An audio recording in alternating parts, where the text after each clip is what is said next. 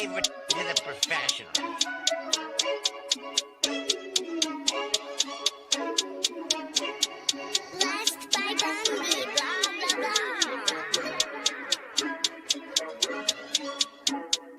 Started off with a bit, now I got coin. I see where y'all going. Been poppin' since Web 1, hella hoes on Web 2. I was living a dream, now I'm on Web 3. And it is what it seems, topping the pyramid schemes, I'm telling you. I'll sell you a percentage on Nebula. Shout out to Vince, he'll set it up. Surfing on the web and I'm shooting at 3. I've been golden when I got my G. I'm an alien boy from a different planet, yeah. So I got my drink, I'm riding in the 1920s Model T Ford. Call her Era Lord. Call me Levi, playing on the keys, boy. And I'm about to put my gloves on. If I said it, then I meant that. Yeah, I like that one, I'm about to get that. Crash that whip for the drumsticks, whiplash. I'm about to get them all. Are you with that? In a white boat, surrounded by blue. I want one, but I got a cop too. I wanna fly high in the sky, arms out wide, trying to soar from a bird's eye view. I'm on fire, Ricky, Bobby, cracking the pavement, Whitney, Bobby. I'm a Saki bomb, Hiroshima, Nagasaki. Bruce Wayne been a dog, and I keep it 101, cause I'm feeling kinda spotty. You sipping on some rock, and I'm sipping on octane. The only thing around my neck is the Started off with a blockchain. bit, now I got coin. I see where y'all going. Been poppin' since Web 1, hella hoes on Web 2. I was living a dream, now I'm on Web 3. And it is what it seems, topping the pyramid schemes, I'm telling you. I'll sell you a percentage on Nebula. Shout out to Vince, he'll set it up. NFT, Twitter, blockchain. Seeing with the ghosts and we ballin' like the Brown James. Crypto. We can make a trade, get the memo. Refuse not falling for the FOMO. Listening to Coffee with Captain. You know we worldwide, they loco. I ain't never gonna stop rapping. Orlando, yeah, we working magic. We rocking Ethereum NFTs. I just went and caught me a half base. Man, I gotta shout out Started the off with a board. bit, now I got coin. I see where y'all going. Been poppin' since Web 1, hella hoes on Web 2. I was living a dream, now I'm on Web 3. And it is what it seems, topping the pyramid schemes, I'm telling you. I'll sell you a percentage on Nebula. Shout out to Vince, he'll set it up. Freaking the mood to choose one, but they got knowledge to move, son. I'm shocking in shades with my brother in shoes. Yeah, them blues is coming. Even though it's hard to pick, eeny, mighty, mo, soda on the mix, no biting lips, it's time to go. Index number 1, no thumbs up, you gotta scroll. Looking at the ghost in studio, it's time to go. Had a helmet on by myself until I met a mask that wanted to have a face off. Had to bring my chainsaw, full tank of gas in the ride with my brakes off. I'm A1, but a different kind of steak sauce. Welcome to Coffee with Captain, powered by ApeCoin, where we dive into all things crypto, NFTs, Web3, and cutting-edge technology. Remember, nothing here is financial advice. Early-stage tech can be exceptionally volatile and risky. So grab your coffee and join Cap and Steve for today's conversation. Welcome to the future. Welcome to Coffee with Captain. GM, thanks so much for joining us. If you haven't already done so, do us a favor, drop us a GM in the chat down below. Then head up top, smash that like, repost, and bookmark on today's space. We greatly appreciate it. X being finicky once again. Appreciate Teacher Katie giving us a shout out. Said X, the space was hard to find. Had to click through my profile once again and go through the PFP. So would appreciate any love out there helping get things warmed up today. In addition to the audio spaces link, which is where we really love that the help on the like, the repost, the bookmarks. Or you'll also find the abstract show is live. That's up top along with the video feed from Steve's X here today. GM to all. Appreciate all of our YouTubers over there, the GMs and all the chats. And as always, I'm Cap Jim, my co-host Steve. Nerdy financial advice on the show. Crypto's risky, NFTs risky, meme coins exception risky. It all can go to zero at a moment's notice. Please don't put any money in. You can't afford to lose. Know that Steve and I likely hold tokens we'll talk about from time to time here in the show. So don't follow us for financial advice. We are not financial advisors. Certainly not your financial advisors. Just join us for some fun information, maybe a little bit of education along the way. GM Steve, how you doing, sir? GM, doing all right. Yeah, do us a favor. Give us a like, a retweet, a comment on the space for sure. If you made it in here, give us GM, by the way, to everybody. I know I hit everybody in the chat on screen there before, who's on YouTube and X, but RDL, Mesh, Von Front, and Porto, Saka, Big Bear, Machiavelli, all out here in the morning. Appreciate you. Teacher Katie out there, we love you as well. Dwayne, Be Epic, Cheese, all our good friends out there. If there are people, by the way, who are interested in Coffee with Captain in about 25 minutes, let us know. We need 3 drawers this morning. So if there are people who want to get a free Beezy pull, give us a heads up on that, and we will talk about that For sure. I just saw your post in the chat here, so we can definitely get into that in a little bit. We'll talk StayLoud. It is on the timeline, taking over mind share. I missed your post. I do think a little different than PacMoon. Primarily, how they're doing the initial offering is interesting. I'm not saying I'm a fan. It is novel. I haven't seen anything really close to how they're doing the initial offering. I think it will be. I think it's actually going to get a lot of FUD on the timeline. But that's getting way too into real Web3 and crypto news before we get out of our quote open here. I had this realization based on another post I saw on the timeline this morning, Steve. What happened in the early 2000s? Did fashion and culture just freeze in time? Did we just peak? Did we create like our college years? Was that just the peak of fashion in culture? Where I'm going with this is the post I saw. I'll see if I can find it. I'll put it up top. Like if you go back to like every other decade, you say, what did the 80s look like? You instantly have a picture in your head. What did the 60s look like? You think of the hippies and Woodstock. Like what did the roaring 20s look like? Like we have pictures, images in your head, all very different fashion. Like fashion from the 80s was very different from that of the 90s. Fashion in the 2000s. And then, so the example they used was like The Office started filming in 2004. And if you go look at The Office, they look exactly the same as they do today. The only difference you can tell from TV and movies from the early 2000s is the size of their phone, the size of their monitors, but how people appear, we just stopped changing by decades. What happened? I don't know. I'd have to do a deep dive on it. I did see that. I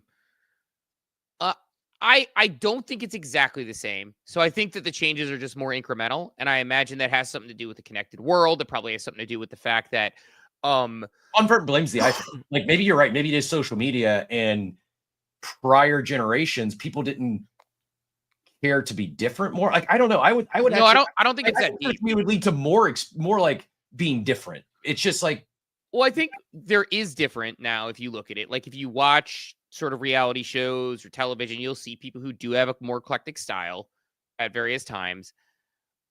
I think there's like probably a lot of things that play into it. Individuals different. Yes, I agree. Individuals absolutely very, very much so different, eclectic, can look very different.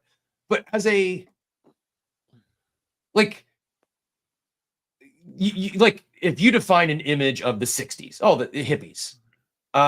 You think of like 80s, I think of like the 80s, the crazy hairspray haired. Like how would you define the 2010s visually?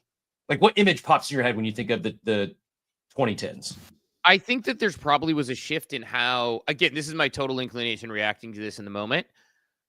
I think there would probably be a centralized point of culture starting based on individual companies, music labels, and access on very limited television, movies, etc.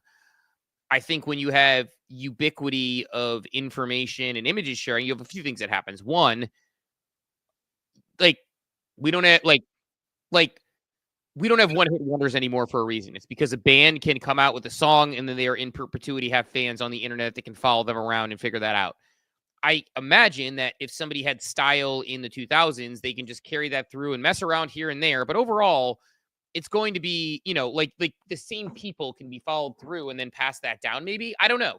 Almost certainly lines up to the internet, social media, because it's both. It's one-hit wonders. It's fashion. There was absolutely a societal shift there, I think, beyond what we see at the surface. And it'll be interesting, like fast forward 50 years, do you think we generally look the same we do today, or do you think we look more like the Jetsons?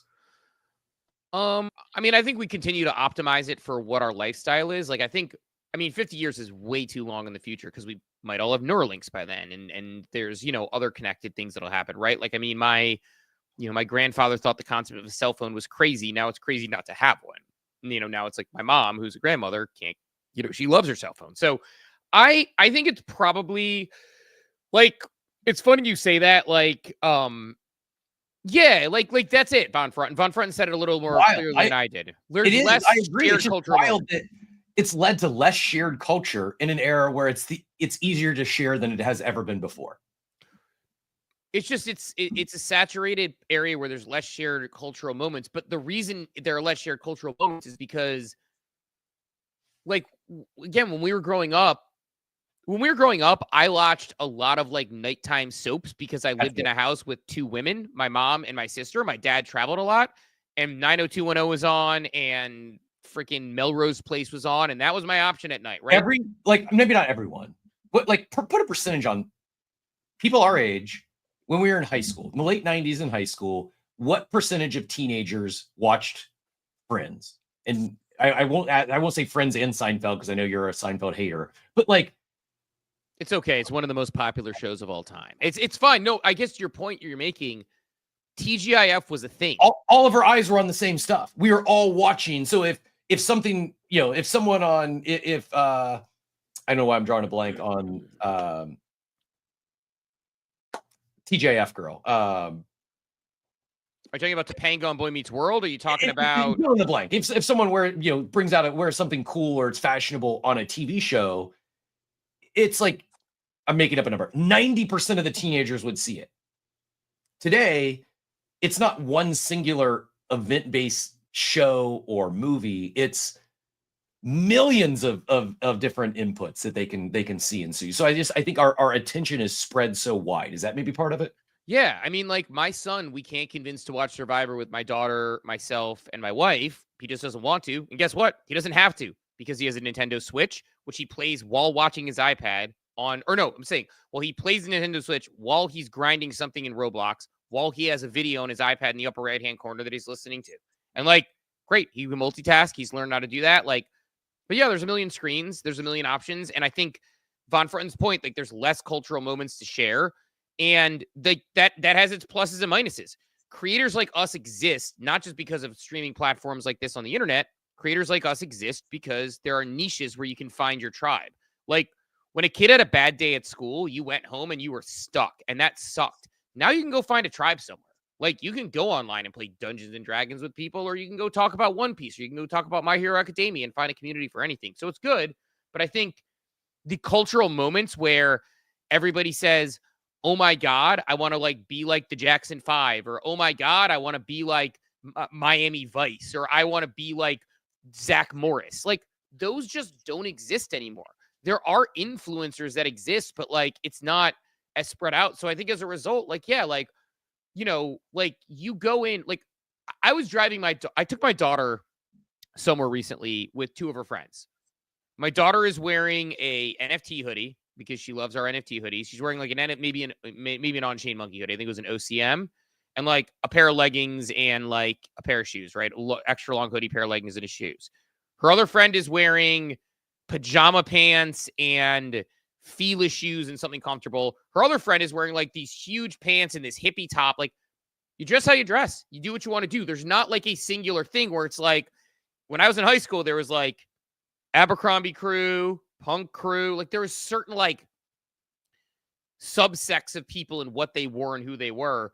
I just don't think that's it. That's the same how culture's distributed anymore. And I think that so my guess is my gut. I don't have an answer. I'm not a sociologist or somebody who can look at. I'm not a modern cultural anthropologist, but I can tell you that if I were looking at it, my guess was exactly that the internet and the ubiquity of things is what changed it. And it seems like the timeline lines up. So I'm not offended by it. Like, I think we'll see incremental changes, and in 20 years, like connected clothing and other things. Like, I mean, I don't know, like you say that it's not that different, but the pushback I would have is like, did you see like, women walking around in like leggings in the early 2000s? No, like that became popular with athleisure and Lululemon. Like, were dudes going to work in hoodies and comfortable pants? No, that became more popular with the, dispersed and, casual workforce. So I do think like if you walked into an office in the early 2000s, everyone's wearing a suit. If you walk into the office now, people are wearing like button downs and hoodies. I think it's also, we've just become more bland. Like this is also, you see cars too. Like I've seen a graph recently where it shows like throughout time the variations of different colors of cars, and it's like, the chart shows, where whites and black cars used to be like a small line on the graph, they're now like 30% of the 40% of the equation. Well, cars is a whole other conversation though, because cars, there's like a bunch of weird theories on this. I'd looked into this at one point. There are people who have theories that the war on drugs killed cars, which sounds really weird, but basically people were doing all sorts of crazy psychedelic drugs and designing crazy looking cars. I've actually heard this theory. You can go down some deep rabbit holes on cars. You can go on simply the safety standards and the fact that generic cars are easier to print and post, which is a very logical business reason. You can go down the route of that artists, people who have artistic backgrounds, were more into making and designing cars that are not as much anymore because it's not really a piece of art. So it's like there's all sorts of like theories on that with cars. But like I think that with cars, like my theory, because unsurprisingly, I'm not like necessarily down the crazy rabbit hole. But it's funny because the war on drugs one is funny because they basically said the 80s was when we stopped making kick-ass cars. Like somewhere through that, when that started happening, which I kind of find a kick out of. I think it's correlation, not causation. But I do think like, it's easier. They don't make them like they used to is a very real thing because it is cheaper and easier to make things. And by the way, probably safer. I don't know. I assume it's all safer and better composite materials. But yeah, it's like, are you going to make this like individualized crazy muscle car with all these details? Or are you going to stamp together the same sort of Corolla looking thing that's made out of sort of a plastic? And if you want to get a high-end muscle car, you can. But I think that there's priorities that society puts on things. I also think like we like can't go into any of these topics without diving into where we are as a society overall. Like muscle cars got a bad rap because of the environmental scare. And so less people were bragging about driving a Prius versus a, Mustang. And so there's also societal factors. What'd you say? Shout out to Dort. What'd he say? No, I think he's a proud Prius driver, I believe. Got it. Yeah. I had we had a Prius at one point. We had a Highlander hybrid at one point. Apologies if he's not, and I'm mistaken. I'm not like, I hope I'm not creating fake news here. And, but I'm pretty sure I've seen him proudly boast his Prius in the past. Yeah, maybe. I don't know. But I don't know. Like, I think like this is like would be a really, I mean, if I had the time, this is like a really intellectual deep dive. Like this is the type of thing I'd love to dive deep on is like the death of culture and why, right? Like, because I think there's probably... I think this is also, I think hits for me as well. It says individualism has become the culture. I think is part of the impact of social media is we have seen maybe more individualism in a weird way, or maybe it's almost like faux individualism in the sense that they see an influencer do something that's different and that they too want to be different following someone else. But it's this idea of like, I don't want to do the thing that the masses are doing in more like, I don't know. Is that lane? I think this hits for me in a way, kind of. Individualism has become the culture. I don't even think it's like that deep. I think it's just, you have the options to do what you want to do. Like my son has like an outfit he wears, like the similar type outfit he wears every single day. My daughter has a little more variety. They can do what they want because they have the ability to. Not only do we let them, not only does society let them, but like, I just think like, that's the other thing is like the way culture is pushed. Like my parents told me like, you will play all the sports. I'm glad I did. I like playing sports. My son plays soccer. I didn't force him to learn all the sports because he didn't care about all the sports. And I don't want to force him to do something that he's not that into or interested in. Like, so, like he learns how to play some of them a little bit, but he's not like having to play every league. So I think it's just a matter of like allowing your, like kids have more options. They have more freedom. And I don't think it's like necessarily about like, I'm making a stand, individualism, watch out, I'm out here, like, yay. I think it's just, I don't know. I don't think it's like, I know I'm like kind of like downplaying it a little bit. I think there's a lot of factors. I think this is the type of thing that if I won the lottery or if like, Bored Apes went to $1 million and I sold and had $1 million sitting around, this is the type of thing that I'd love to like do a deep, like I'm doing a deep dive right now. Like I got back after my like kind of 2-week hiatus with some stuff that I was working on. And I got back to my like why NFTs haven't taken a mainstream popularity yet stuff. And it's fun to do a deep dive and put reasoning behind it and pull data and like dive in like to like what makes things move. By the way, I wanted to give me an opinion on this, Cap, while we're, and this will maybe get us out of cold open a little bit. By the way, again, give us a like or retweet, a comment on the room. We appreciate the GMers. I'm trying to go manually through the physical phone to find the GMers in the chat. So Machiavelli, Dort, Brickadall, Hizzy, Mike C, Chief, all our good friends out there, Riz Brian. Give us a like or retweet, a comment. Also, should you so feel inclined, do us a favor and let us know if you want to be on Coffee with Captain. I'm thinking, I don't know, if you want to do Coffee with Captain and get a poll, I see you in there. You're definitely somebody who's GMing hard. Mesh, see out there. Maybe that could be a good one. So if you're interested, let us know. If not, that's cool. But if people don't know, Coffee with Captain, our good friends over at Beezy provided some free claw polls where you have the opportunity to get something, a card, a One Piece card, a Pokemon card, potentially some shoes from their claw. So we're going to do that in about a half hour. So let us know if you're in. I am definitely going to put Mesh on the list because Mesh is like one of the most OG always theirs. But we'll pin the ref link up top. Cap will take care of it in a little bit. But Cap, before we coffee with Captain or get anywhere, I need Rene, you are a no-brainer. We're dating Rene. We need one more. All right, we're going to do Thomas, Rene, and Mesh this morning. Let me go to my my list to make sure I don't forget it. Rene is one of like the absolute BZ OGs. I feel like I have purchased from Rene on multiple occasions. I want to say even maybe some Pokemon sketch cards, but I'm not positive. But I'm gonna go to my I gotta go to my coffee with Captain Doc. I'll do that in a second.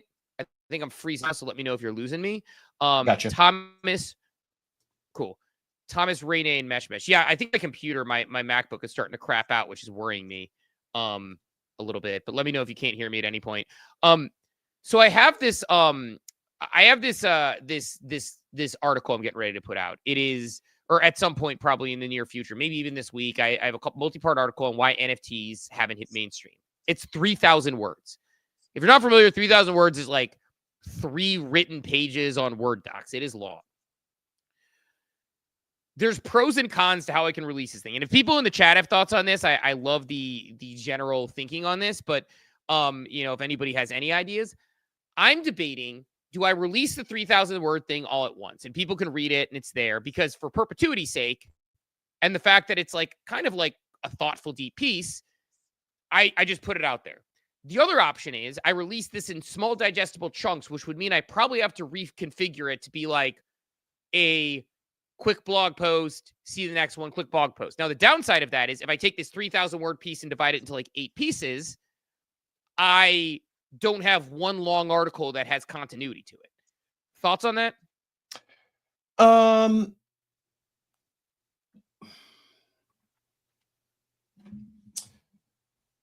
My first thought is, the article just goes, one article together. Then I'm trying to think through if you want to chop it up. Maybe there's like a video tease and then the article. I don't know. I'm trying to think of another time I've consumed an article in like episodes or chopped up into bits, and I'm not thinking of one.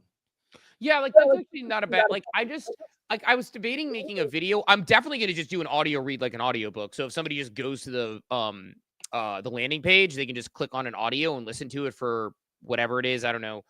Let's ask ChatGPT how long a 3,000 word article takes to read a normal person. How long would a 3,000 word? God, my internet has been glitchy. I think it might be the computer though, which is worrisome because it is a MacBook. I got to back it up today. I'm going to add that to my to-do list too, my ChatGPT to-do list. I'm going to see how long would a 3,000 word article take to read out loud. Let's see what ChatGPT says. Typically takes about 20 minutes to read out loud. No way. Yeah, it seems long. Yeah, that feels long. That's a slow reader. I think like 10 minutes maybe. But either way, I don't know. Yeah, I got to check the storage. I honestly, Diego, I've looked at like usage. I restart it. I've cleared the cache. I just think this computer, it's not that old, but I feel like it's struggling a little bit. But I'm gonna find my time machine and back it up today just to be extra, double, triple sure. But yeah, like my thought is like I'm probably just gonna put 3,000 words out there, and if people want to read it, they do. Like that's what I'm putting out into the wild. But I don't know if like I don't know. Like, I'm going to do an audio. I might do a video version. Yeah, Green Edge says it would take about 12 to 15 minutes for typicals for most readers. So I guess I'll chop it up into like an audiobook section type thing. But I don't know. You think release it all at once versus chopping it up? What are your thoughts? I think so. I mean, or do like a audio teaser or video like teaser and then drop it would be, I think. Unless there's like really clear like breaks in it where you could do like chapter 1, chapter 2, or first section, second session, but where it reads like a complete article without the second half. Each independently reads like a complete article and they mesh well together. Yeah, it was written as an intention for to be like one red article. So I think it was just gonna do that. But it was debate I was having yesterday because I was like, people have an attention span, but I'm also like, I actually that's the right answer. Why not both? Release the big blog post, point to it, then over the course of the next few days and weeks, make it a Twitter thread and link back to the main blog. Yeah, that's not a bad idea. Just to get it, a lot of release it all at once in this stuff. I think that's the right move. So we'll make it work. But it's a thing where it's like I'm excited just because it's like really fun, deep writing. And I was like also debating on this, but I also kind of hit myself with the idea of like I want to create for an audience, but I want to create for myself, if that makes sense. Like I don't want to like chop up and do something different with my content while trying to impress the rest of the people, right? Like trying to make it work for everybody else. Like I want to sort of create for myself a little bit more with this thing. So anyway, so that's probably going to, hopefully this week, I'll probably put that out. I'm just getting some edits and some thoughts at it from a couple trusted confidants. And then I'm working on part 2 as we speak, but so weird. X is so broken right now. I just went to your feed. The first thing I see on your feed, is it the GM when I've been away for a while? Because that came up when I went to my feed. That's the second thing I see. The first thing I see is you reposting our space from May 23rd, 4 days ago. It's so broken right now. Like that's your first post is not today's space, not the video feed. It's not this post I was looking for to share. It's our space from May 23rd. I mean, this feels like a big problem. It right? is a problem. So and not to make excuses for this app, but I did see I got an email this morning from some other app that I apparently created an account I don't remember using, but they apologized that they were down over the weekend and it was due to, for them, there was a fire at an X data center that took a lot of things offline. I also heard that Elon has announced that the X Money app is close to being ready. So I don't know if it's this fire at a data center. I don't know if they are fixing, like tinkering with things behind the scenes to push some new products, whether it's the separated DMs and group messages or the money app. But yeah, this is maybe, I know that like a lot of people got like up in a roar after Elon acquired it and said things were broken. It really didn't work. It really like broke for me then. Like it was like, yeah, there were some things that went off, but like this right now or like the last week, it's from my experience, it's maybe the worst it's been. Which is something's breaking almost every day. Something's not working as it should. Yeah, it's a problem. I mean, it did break before. I think that it's one of those ones where it's like sort of like you forget about like when things sucked when it happened before. You know what I mean? So like it did break in the past. There have been problems with it breaking in the past, and there's been times when it's been completely offline. There are times when we've had to do our spaces in the DJ Network Discord. So it's happened. But yeah, this is a problem. Like this is like one of those ones where it's like it's been more than a week. And to your point about the data center thing, okay, if there was a fire in a data center and that's a problem, why have we not? Why not tell us that? Like why not tell us that? I don't know. So it's just it's a problem to me. So I don't know. I'm not super thrilled with it, but I guess let's do this. We got our coffee with Captain people. We got Mesh, Rene, and Thomas. We're gonna go in that order. I'm gonna go ahead and I'm gonna rip coffee with Captain. By the way, if you don't, Rene and Thomas, I follow you both on X, so you'll DM me your BZ account while I have that. Same with Rene, although I should be able to find you no problem. Also, and ref link up top for anyone that hasn't set up a BZ account. get that set up while we're, it takes a few minutes, get that set up while we're, use the ref link up top and set that up while we're doing the segment here. Yeah, set it up, and I believe we have one more week next week. So if you want to be a part of it, set up with that ref link, and we'll figure out our last 3 next week. Maybe get someone back on stream to make that work. But I'll be able to find you all. I know we follow all each other on X. If you end up doing the swap, we'll do a cash swap. But final day of second to last day, the penultimate coffee with Captain. Coffee with Captain. Give that claw a spin. Roger grills from BC. Prizes within. Mystery and magic. Where to begin? Coffee with Captain. It's your time to win. It's time for Coffee with Captain, and I think I might need to switch networks because I realize it says that I have $0 on my MetaMask. So we're going to get that set up, Cap, in just a second here. But it's Coffee with Captain, brought to you by BZ, the best marketplace for resellers, from Pokemon and One Piece cards to sneakers, video games, comics, and more. All collectibles are stored securely in your Brink's vault and can be redeemed at any time. Plus, it's the only place you'll find the claw. I am working on making sure I am on the right network because I am on Flow, but for some reason it is not. I do have USDF, so I'm going to reload, and we're going to try to make sure that we are all set on the claw here. If not, we may need to figure that out and have some technical difficulties in a second here. Yeah, insufficient funds. Very bizarre. I'm going to check my BZ wallet on this while I do this. In the meantime, I've completely lost Cap, so I'm completely on my own here. We're trying to figure out how to. We're trying to go through the wallet and put it on. But while I'm doing this, I'll actually wait for Cap to get back because I have to talk. But it is the best jingle, Rene. It's something that I am truly hoping to continue if we can.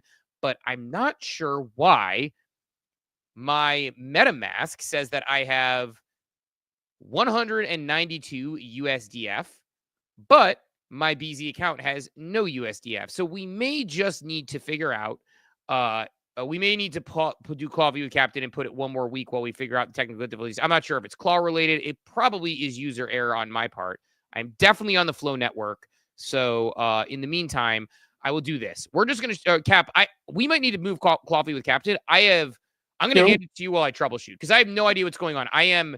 I've never had a problem with this. I am on the Flow network. It is close which extension, Rene? Rene says close the extension and start it up again. I'm not sure which extension you're talking about. I have my MetaMask running just fine. It's never had a problem before, so I'm not quite sure why my funds are. Oh, there we go. I just closed BZ and restarted it. All right, got it. All right, multi-category claw. Here we go. Thank God. All right. Our long national nightmare has ended. Probably user error there, but that was a close one. Reloaded the web again. All right. So here's how it's going to work. For people who aren't familiar with the claw, which, by the way, I love this new sort of layout that they put together. It is $30 for a claw pull. And you can see when you view the odds, you have about a 0.5% at something that is $200 plus. Awesome. About a 2% chance at something that is $100 to $200. Great. A 4.3% chance that is going to be $60 to $100. And then if you're looking at even or above, you're looking at a 23% chance. So basically, you have a 1 in 3 shot effectively at getting something that is plus EV and base $5 to $30. You have a 2 in 3 shot. Some cool items that you can see at the top. A lot of sneakers in there as well. A Japanese silver soul first collector's bottom half. I am having some weird loading issues today, which I think might be on my end versus the BZ end. So I apologize, but we're going to try to power through it nonetheless. Once you get once you draw from your claw, we're going to go mesh, then Rene, then Thomas in that order. So be ready. Once we draw from the claw, I will sign a transaction, and you have the option mesh first of either keeping the item or swapping the item. I will send it to your BZ wallet. If you want to keep it, if you want to swap it, I will send you the USDC equivalent of that item. So with the BZ wallet pumped and ready to go, here we go. Mesh, you are up first. We're going to confirm the transaction.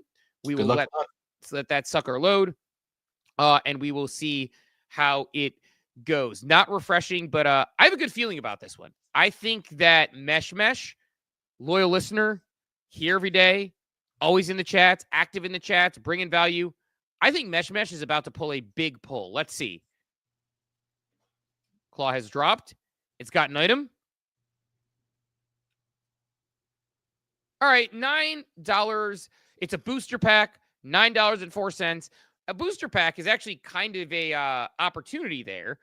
So Mesh, do you want more than $9.04? Could be worth more than $9.04. Could be worth less than $9.04. So Mesh, do you want to swap or keep? Normally you have about 15 minutes to swap. We have a delay here of about 15 seconds, so we'll give it a little bit of time. But B Epic says Journey Together is not great. So if you want the $9.04 Mesh, I will hit you with it. If you want the booster pack, you're welcome to take that as well. You tell us what you are thinking in the chat. So keeping an eye to see what Mesh is here. Let's swap it. All right. $9.04 coming your way. I also like to now have the correct swap offer here. You show the swap offer, then how much you're losing. Move those around. So we're swapping that. And as soon as that's swapped, we will get Mesh. So Mesh, do me a favor on X. DM me your wallet for USDC. I will get you that $9.04. We will make that work.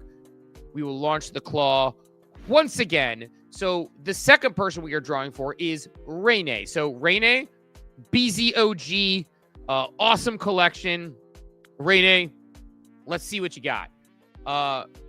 It would actually be some good karma here if Rene pulled something big, only because Rene is such a BZ supporter and such a BZ hardcore. Seeing Rene get something that is in the mega ultra rare range would be really cool. So let's see. Claw has one of our pulls. It's going up. It is flipping. And hey, you also got a Journey Together, Rene. So you tell me, Rene, we can swap it through. You can keep it. Totally up to you. But another Scarlet and Violet Journey Together booster pack. Another booster. You tell us, Rene, you want to keep this or do you want to swap it? You want the $9.04? Rene is going to keep. Rene is a collector at the core. So, of course, Rene is going to keep. So, Rene, do me a favor on X. DM me just to make sure and remind me what your BZ is. Just send me your BZ account. I'll send it. Thomas, we are not going to go 3 for 3. So we're going to swap this. And then, Thomas, we're going to pull you a big one. I feel it. If there is still a Rolex in here, I feel like Thomas would be pulling it right now. But there is not. But there is a ton of items that are, or a handful of items that are pretty good. I think they were going to keep that, but we'll. Oh, shoot. Rainy, that's my bad. I owe you. I don't know why my brain is just, I even said keep, and I was looking at it. Rainy, I owe you. Here's what we're going to do. It's our second last day. I screwed that up. Rainy, you're just getting another pull. You're just getting another pull, Rainy. This is Rainy's pull here? This is Rainy's pull. So, Thomas, this is not yours. This is for Rainy because I swapped Rainy's item. This is like when my dad's mom sold all his gave away all his baseball cards because he didn't want my dad doing stupid stuff. There's all sorts of Babe Ruth and stuff in there. So now we're going to swap something good. This is the karma for me and my brain not being properly functioning after being off for a week from Coffee with Captain. So this is Renee's pull. So Renee, you are pulling again. I screwed up. We are correcting it. I am covering this pull. Now we're going to get a big pull. Renee's going to get the ultimate karma pull right here. I'm feeling it.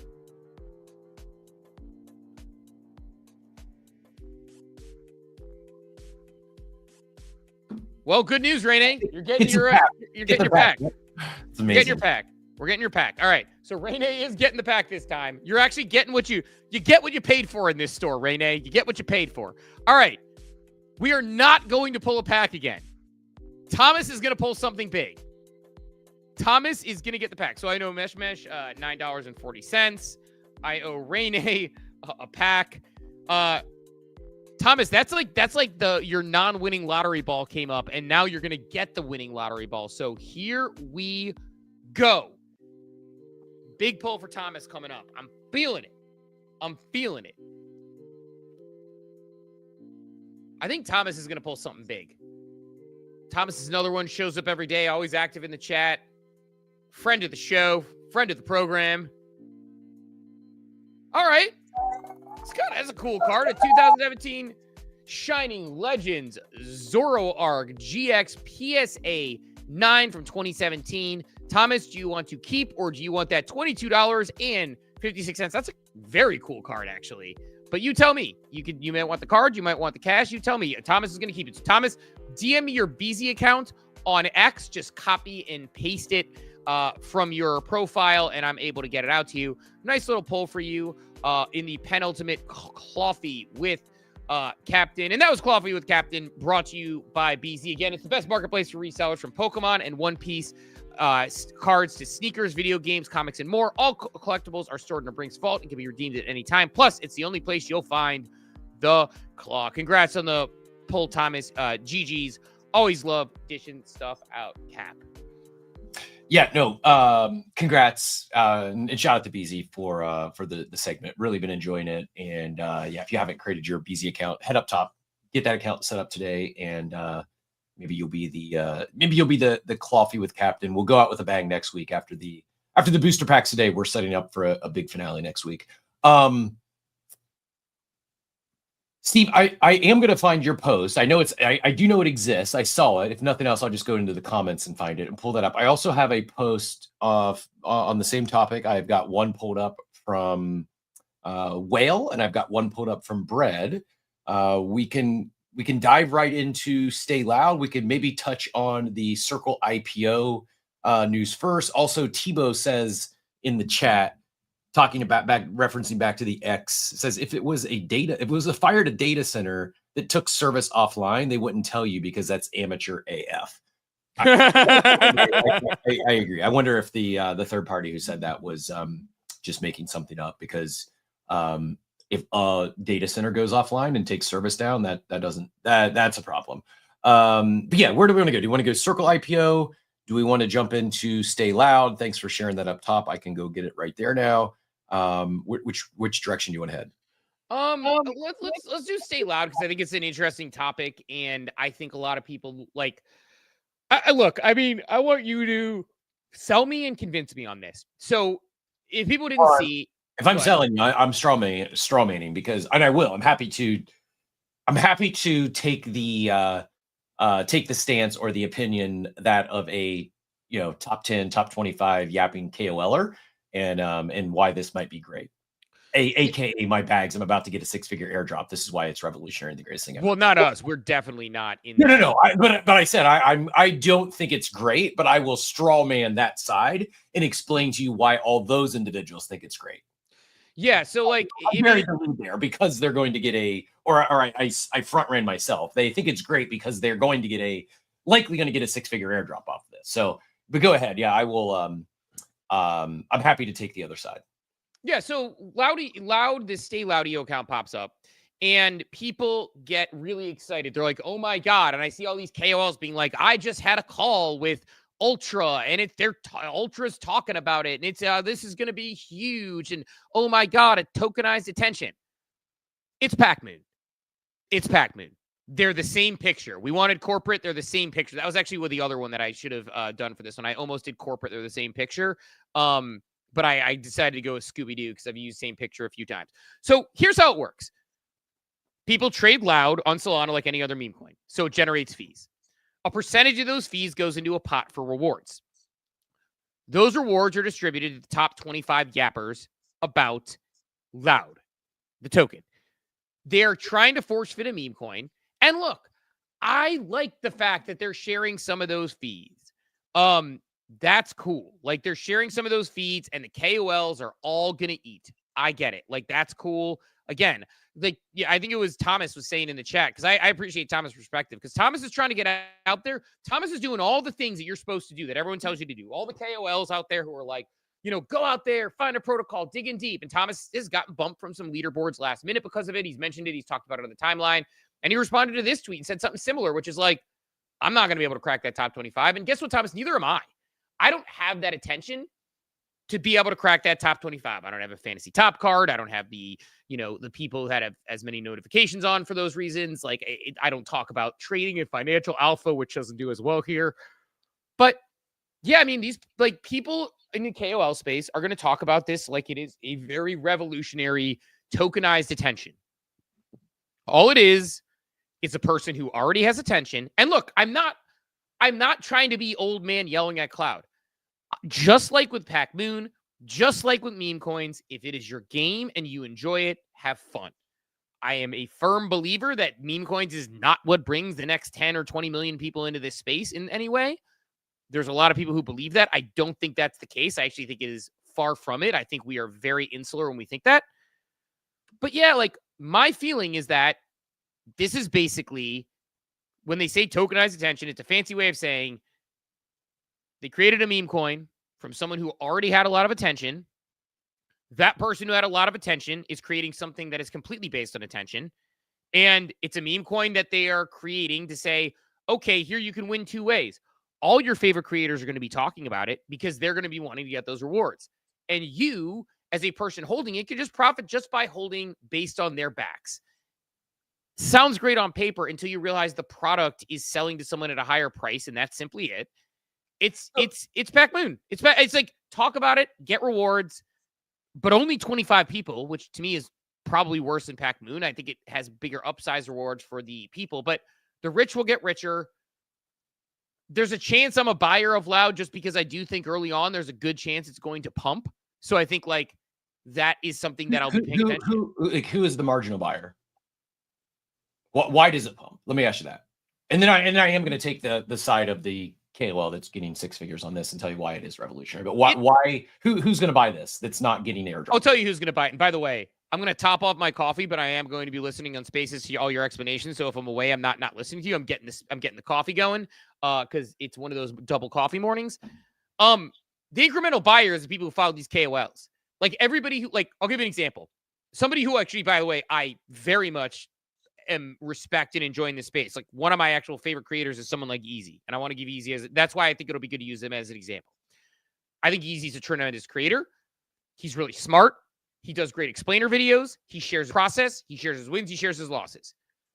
I see someone like Easy talking about this, about why he really likes it. And maybe he does, or maybe he's kind of talking about it that way.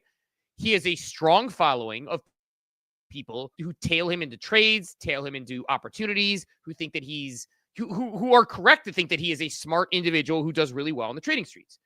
I think someone like that gets tailed into trading and they have large followings, and you multiply that by the 25 biggest creators you can think of.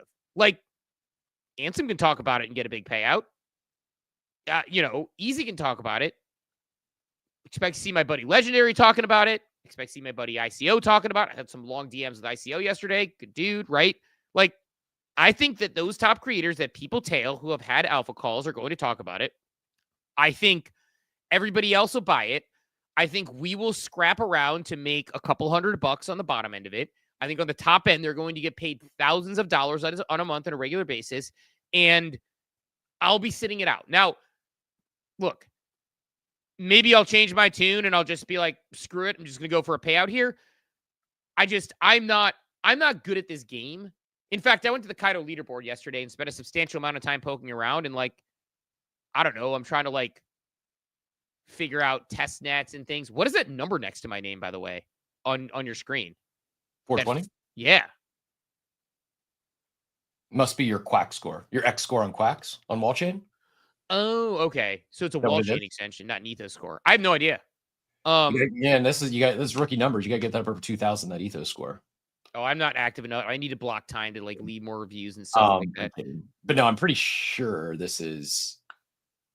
Actually, I don't know. I think it's the wall chain's X score, but I could be wrong.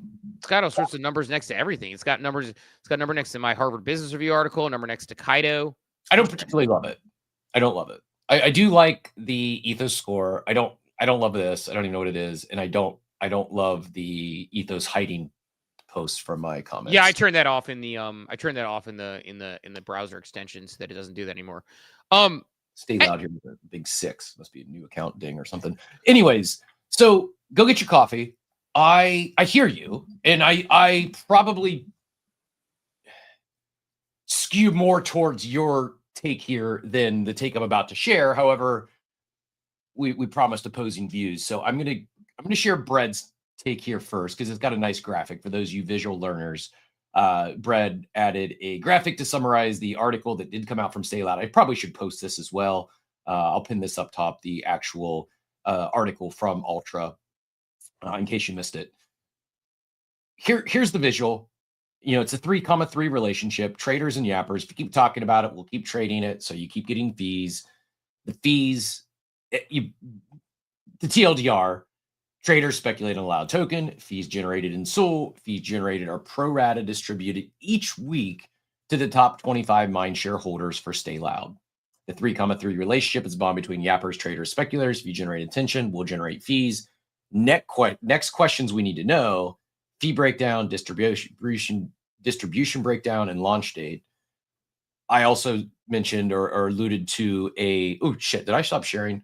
My apologies. Talk about sharing a post, giving a visual, and then not sharing the visual. There's the visual I was just talking about. My source, trust me, bro. Yeah, trust me. Here's the great visual Brad prepared that I'm hiding from all of you. This is I'll go grab these links here in a minute, assuming I can find them on X. But there is that's that visual I was just referencing. Now to the whale post. In case you missed it, here's how StayLoud works and how you can position yourself. As mentioned, Loud token launches on Solana. Each swap will have a fee in Sol. Fee is going to be distributed to the top 25 Loud.io yappers per week. How to win: to earn fees from mindshare, you got to finish in the top 25. Great content. That's going to be difficult for small accounts, but if you have a solid audience, then go for it. More on that. Let's come back to point number one. Stake Kaido, 20% of the fees will go to stakers. GG me. I got $200 yesterday, which was about, I think, 5% of the value of the Kaido I have staked. So it can continue. Staking Kaido continues to be a good milk producing cow. This is another one where they're going to reward those Kaido stakers, albeit a different manner, right? It's a percent of fees, not the actual native token. Even if you land in the top 25, your fee share will be relative to mine share. So either go super hard or go for passive staking, in my opinion. I'm just going the passive staking route here. If Loud is successful, this could be an interesting use case for future launches. What's your plan? Here's where I think it could be interesting. I think I'm very much so a fan and a proponent of. God, did I stop sharing that again, or did you pull it down? You stopped sharing again. You didn't share whales at all. I assumed you're just reading it. I don't know what maybe I'm broken. Maybe it's easier. I swear to God, I had this pulled up a few seconds ago. But I am. Yeah, I need more coffee as well. Apparently, Steve. I mean, and like real quick before you go into it, like shout out Whale, shout out ICO, shout out Stats, probably all these people who have like the big accounts, the fantasy top cards, the things that get they're gonna crush. And they're going to get absolutely paid on this. And so congratulations to them on that. Like, I'm not like, this is not me poo-pooing their bag by any means. It is the game that is created. It's just this, I'll let you kind of hit the other side of it real quick. It's just, I think that I just accidentally like lowered my chair. I think that to me, like, this is becoming more and more the rich get richer on things. And I don't think that it goes well with like CT Twitter when that happens. Like, that's basically what happened with Bored Ape Yacht Club and why people hated them, because a handful of people, 5,000 people, had these things in their hands, 3,000, 4,000, 5,000 people, and they were being, and they were printing on all these airdrops and everyone was buying from them. I think like this is further going that direction. It's just, I mean, it's basically Pac Moon combined with Kaido with a token. That's all we got here. But anyway, go ahead. Here's where it's different. And here's what I really like. And then we will peel some of these back, and I will side with your takes on some pieces. Where it's different is the fee sharing. Where it's different is the revenue sharing. This is novel. This is a big deal. And this gets me excited. If they, like you said it, the product here is speculating on a token price. That's the invisible painting. The invisible painting that sold for $18,000. That's what we got here. And I'm not hating the player. I'm not a big fan of the game. That works smart. Like this space trades attention. Like, well done. I'm certainly not telling my in real life friends to come speculate on this or come start talking about StayLoud. That's why I think it falls short. Is I don't see where it goes long term. Maybe they build enough momentum because the people they get it talking about to where it actually sticks as a meme. I doubt it. What I love is the rev share component. I have a lot of questions. How is it not a security? How are they offering rev share based on the efforts of others and it's satisfying in the Howey test? How is it? How are they like? How can they offer rev share? But and I'm saying they should, but companies that Doodles, Klanos, Yuga, why can't they offer rev share? This concept of, and I know it's like maybe it's different because it's just trading fees. I don't really know how it's different. But I'm really excited about it. We were talking about Rec yesterday, Rec Drinks and Rec Brands and how they're bringing their community along and they have equity now. Like, man, if this was a Rec campaign and the top 25 yappers were going to get a percentage of sales that from the next Rec drink drop, dude, I'd be talking about it every day. This piece really does excite me, Steve. I hear you loud and clear, pun intended.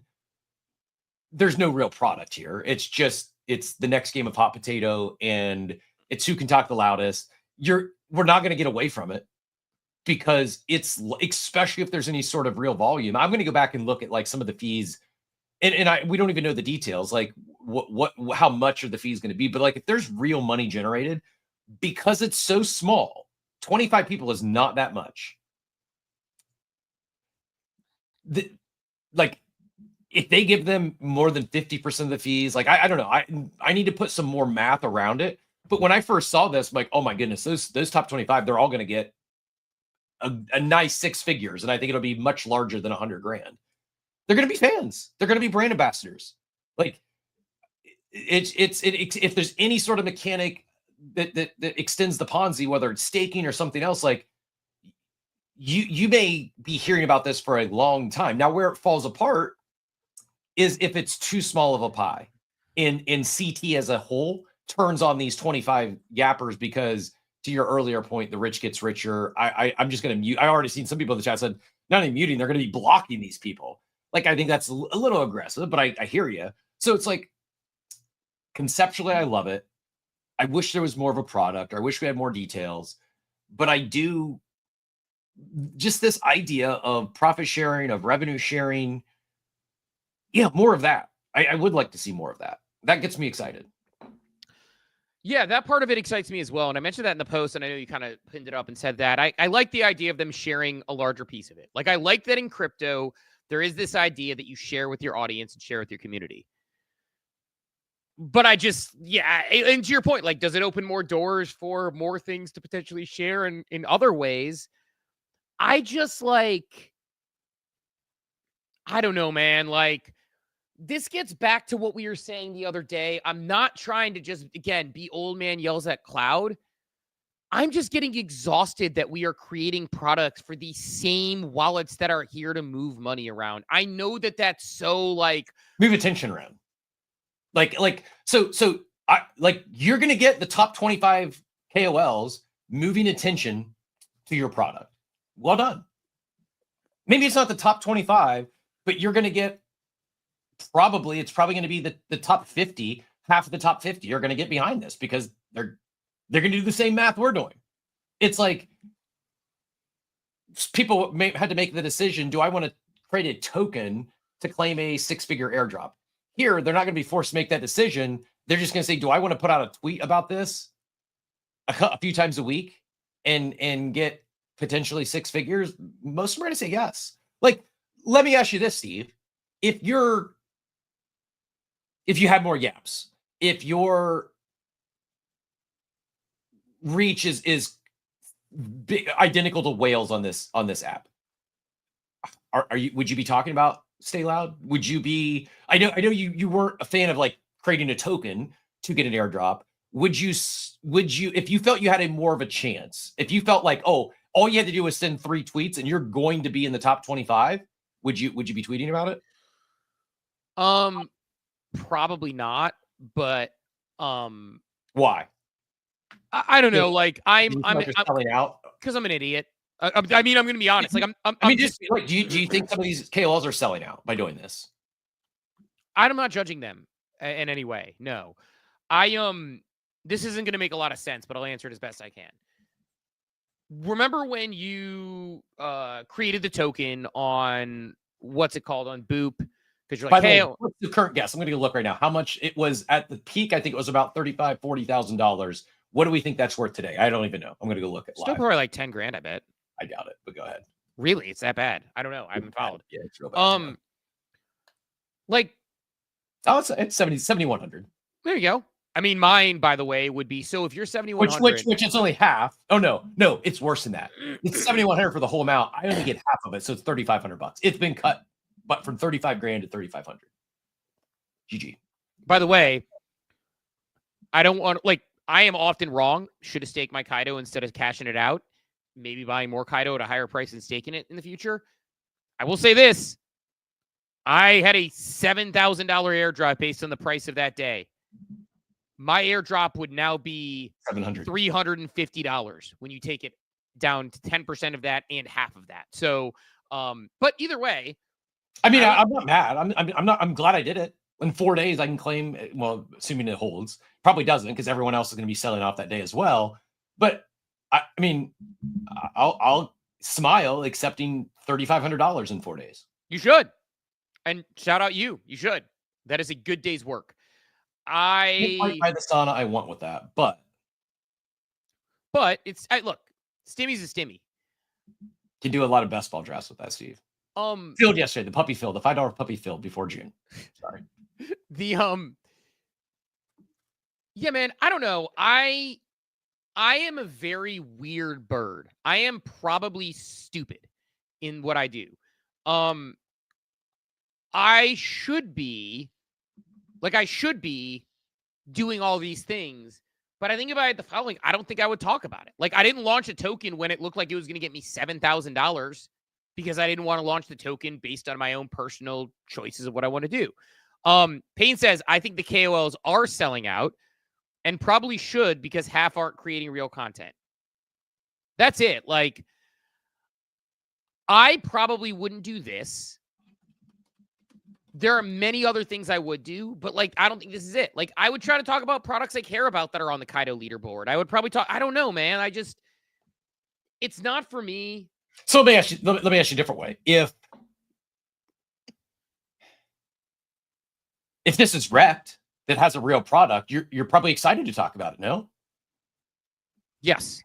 So that's what I'm trying to get to. This is a new mechanic for a token launch. It's a new mechanic for rev share. Like, someone else, this is an iteration. It's better than Pac-Moon. Someone else take this and build upon it and just ship a real product with it. And you've got, I think there's something here. Assuming it's legal.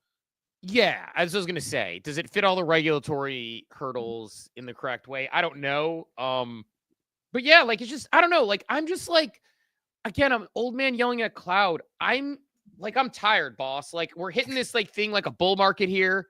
Things seem to be going well. We have like attention and like, we're just creating products to move the same money, time, and attention around in Web3. That's it. Like, it's not like this is a fun product idea. I don't see it like translating over. Like, Kaido, I can understand. You can explain to me why Kaido translates over. This is a step into the degen casino side of Kaido. I was listening to Jonah on a space yesterday talk about how, basically Web3 gaming, they only want gambling, coin flips, and a couple other things. Like, basically, like, nothing. They don't want real games. There's no such thing as Web3 gaming. And I agree because, I mean, look, like, to use an analogy, we all came into Top Shot. How many people who came into Top Shot were basketball fans, and how many people were trying to speculate on pulling a LeBron James cosmic that they then sold for, a 5-figure gain? Like, the answer is most of the people were the latter. It was crypto people who didn't know who Pascal Siakam is. And so, like, yeah, man, like, having the wrong audience for the product makes sense. And that was kind of what we got to with, like, his gaming point there. But, like, at some point, isn't somebody going to say, we're going to build the next cool thing. We're going to get a bunch of creators on board. We're going to give them some sort of a vested interest in this thing for the next 5 years instead of the next 5 weeks. And, like, imagine if someone created a killer consumer crypto product or an idea for one They reached out to all the creators and said, we're going to give you a 5-year deal here based on, we have to hit certain points, obviously, and this has to do well. We want you to be invested in this company in this way. And we're going to try to bring consumer crypto to the masses over the next 5 years, but it's going to be a long haul. But hey, we're in it with you from the beginning. You have certain obligations. We have certain obligations. We're going to meet those. Like, why is nobody doing that? Like, why are very few products doing that? Like, why is everybody like, hey, let's do something in the next 5 weeks? I don't know. I'm probably just like exhausted, but like I saw Laudio and I saw everybody talking about how cool it was going to be who had talked about it. And then I saw it and I'm like, this is a recycled version of something we've seen before. And it's not innovative. It's fine. I'm not knocking anybody who wants to do it. I don't know. I feel like I'm getting exhausted by it. I hear you. And I felt very similar. I felt the same way about. I not just strawman. I do think there's some novel mechanics here. I do think it's new. I think like I'm excited. I truly am excited. I'm not just strawman. I'm actually excited about the rev share component. I know rev share is not revolutionary. I like sharing revenue with your top supporters. I like the profit share with your loudest, your top supporters. I think it's something that could be ongoing in perpetuity. I like how we're iterating on not just the ability, not just how content creators are getting paid. I think this is another spin on, it's like affiliate marketing, loyalty rewards programs, incentives. Like there's a lot happening here. And I think we're going to see bits and pieces of this move forward. Like we talked about, if this model was someone like Rec with the real brand. So like where that's where it falls apart. But yeah, sorry. I didn't mean to cut you off. You're going there. Like I have the same. I'm getting tired of. We're getting a lot of new ways to capture and shift attention on air, on vaporware. I want to see some of this stuff shift attention to real world stuff, right? Like, and so to give credit where credit's due, Abstract is getting that right now. I just saw this is Be Epic in the Abstract chat says people are coming to Abstract because others are posting their meme coin wins. People in this space chase money like streetwalkers from car to car. Yeah, maybe they are chasing their P&Ls, and that's why they're going to Abstract. On the post I sent out yesterday, there was also 800,000 digital collectibles collected. Nearly 250,000 new wallets created. Are there some multi-accounts in there? Sure, I'm sure there are. But there's also new users that just got on chain and they don't even really realize they're on chain yet. That's a win. Like we're seeing steps forward. We're seeing brands move in, escape the crypto space. They're transcending crypto. They're getting into real world. I think maybe this is just the early stages of this attention marketing, and I'm really excited for the next chapter. I just hope it comes soon to where we're using a lot of these attention marketing techniques, mechanics, crypto native ways to attention market. They're cool. I just would like to see more of them applied to things like rec drinks, to things like Pudgy Penguin toys, to things like, Ape Fest. Like there's really cool stuff that happens in this space. There's a lot of amazing builders. None of them, not one, has gotten 25% mind share in 24 hours. That's where it's frustrating. That's where I feel for the quality builders that just aren't getting any attention because this space is so good at directing attention that it can like suck the air out of the room for everyone else. And all of a sudden, literally 25% of the mind share is for 24 hours is talking about a future vaporware that's just talking, that is the intent of it is to shift attention.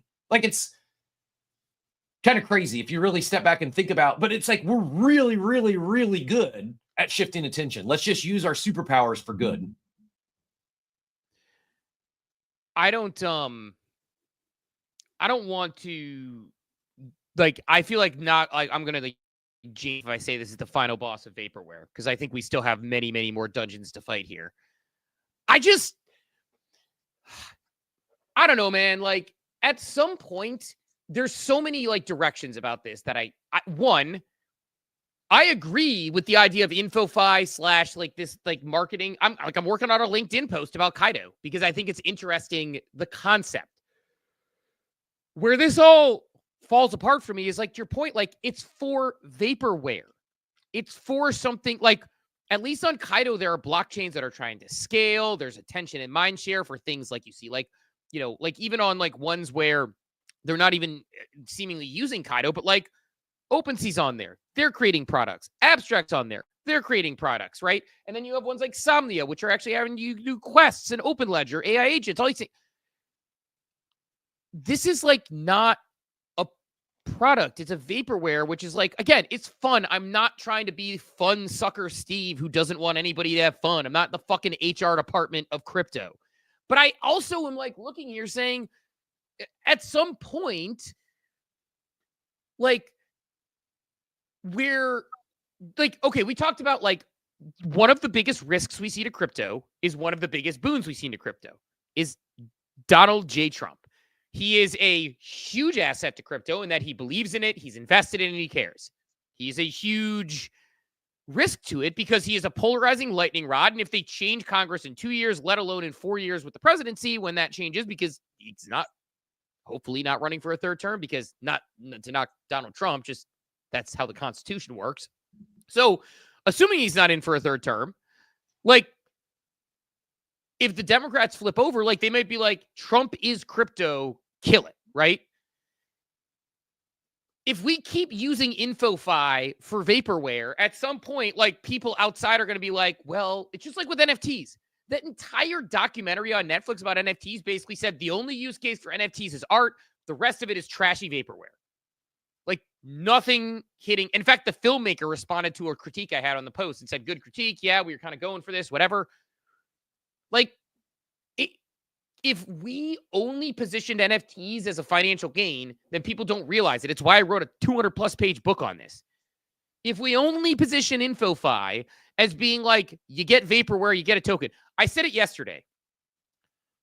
Right now, we need to advance this reward system beyond its current iteration. Because right now, if you go to a friend or family member and you say, hey, that person made $20,000 last month on Kaido. What's Kaido? Well, they talked about a thing. Well, what was the thing? It was a token. Well, what's the point of the token? It's something you use for governance. Governance, so you kind of like are getting all this money to decide the direction of the brand. Well, no, I sell it immediately. Well, what did that person buy it for? So that they could potentially sell it to someone at a higher price. It falls apart. And it's like, at some point, we need this to be, you're rewarding people for activity on real brands, on real companies. Like, it can't just stay in our ecosystem. It needs to start to expand out a little bit. And I'm not trying to knock Loud. Like, it's fun, have fun with it, but it's not advancing that mission any further. Just to be fair to Kaido, not everyone just gets the tokens to sell. There is real governance. There is real voting. I vote, and you do have control over its attention, who makes it to the, you know, the launch pad leaderboard or the pre-arena, the pre-TG arena. To be clear, I'm not knocking the Kaido token, which actually has oddly more utility in a weird way than the other ones. I'm saying the tokens from the leaderboard you get.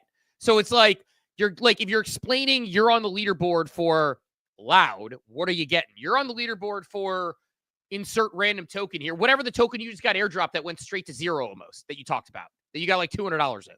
Like, that one. Sorry, continue. But like, I'm actually not bad. I'm probably buying the Kaido token just to get the cow in the yard. But anyway, keep going. Sorry, Cap. Yeah, I mean, I would say most of them are as described. I do think there's some that they're building real stuff. Like Infinex is pretty cool. I've not spent a ton of time on it, but it's a real product. I'm just being candid. I don't know what the U patrons or their actual tokens. I don't know what the utility is for today, but they have a pretty cool product. What do I do on Infinex? I haven't been paying attention at all. Think like the TLDR, the easiest way to describe it is like, have you ever used like Xerion in the past? No. Or Zapier? anything that you could log into, and it shows you all of your wallets across all the multiple chains. Oh, word. I like that. Like a better version of that, like the new and improved version of like Xerion or Zappify, something where you log in. Not only can you see all your stuff, this is where it's new and improved. You can transact.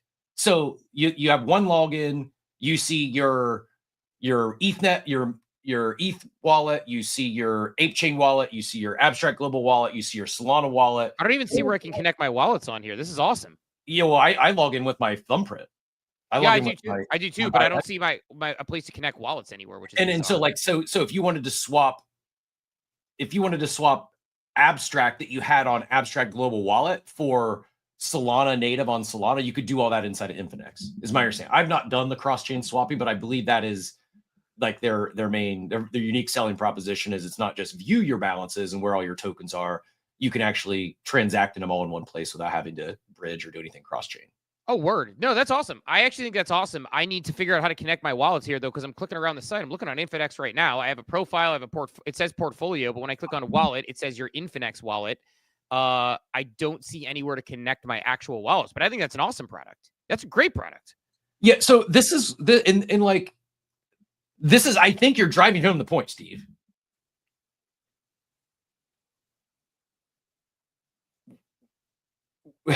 At what point does the attention marketing start cannibalizing the attention marketing? Yes.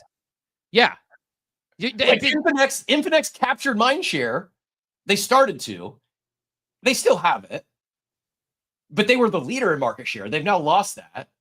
And it was so short-lived that yourself, and I'm assuming many others, didn't really even, it wasn't their attention wasn't long enough lived. Their leading attention wasn't long enough lived for many people to even understand what they're doing.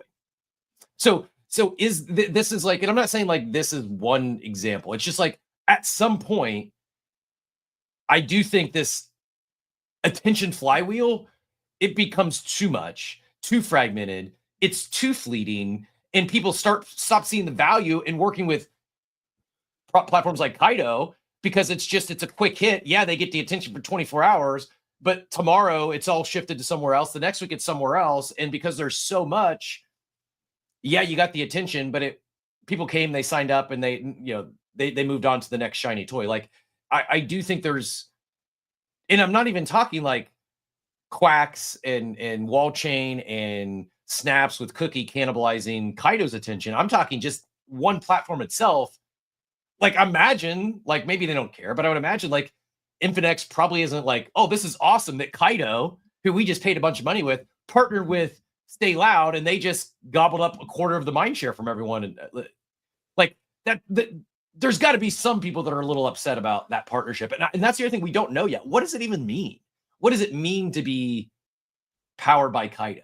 Is it just a attention marketing sponsorship, like to get attention at launch? Like, I don't know. I would like to know more, but I do think there's potentially, like, there is some drawbacks with the ability to move attention so quickly and materially, right? Like, we haven't seen anything capture a quarter of the mind share in this space overnight, I don't think.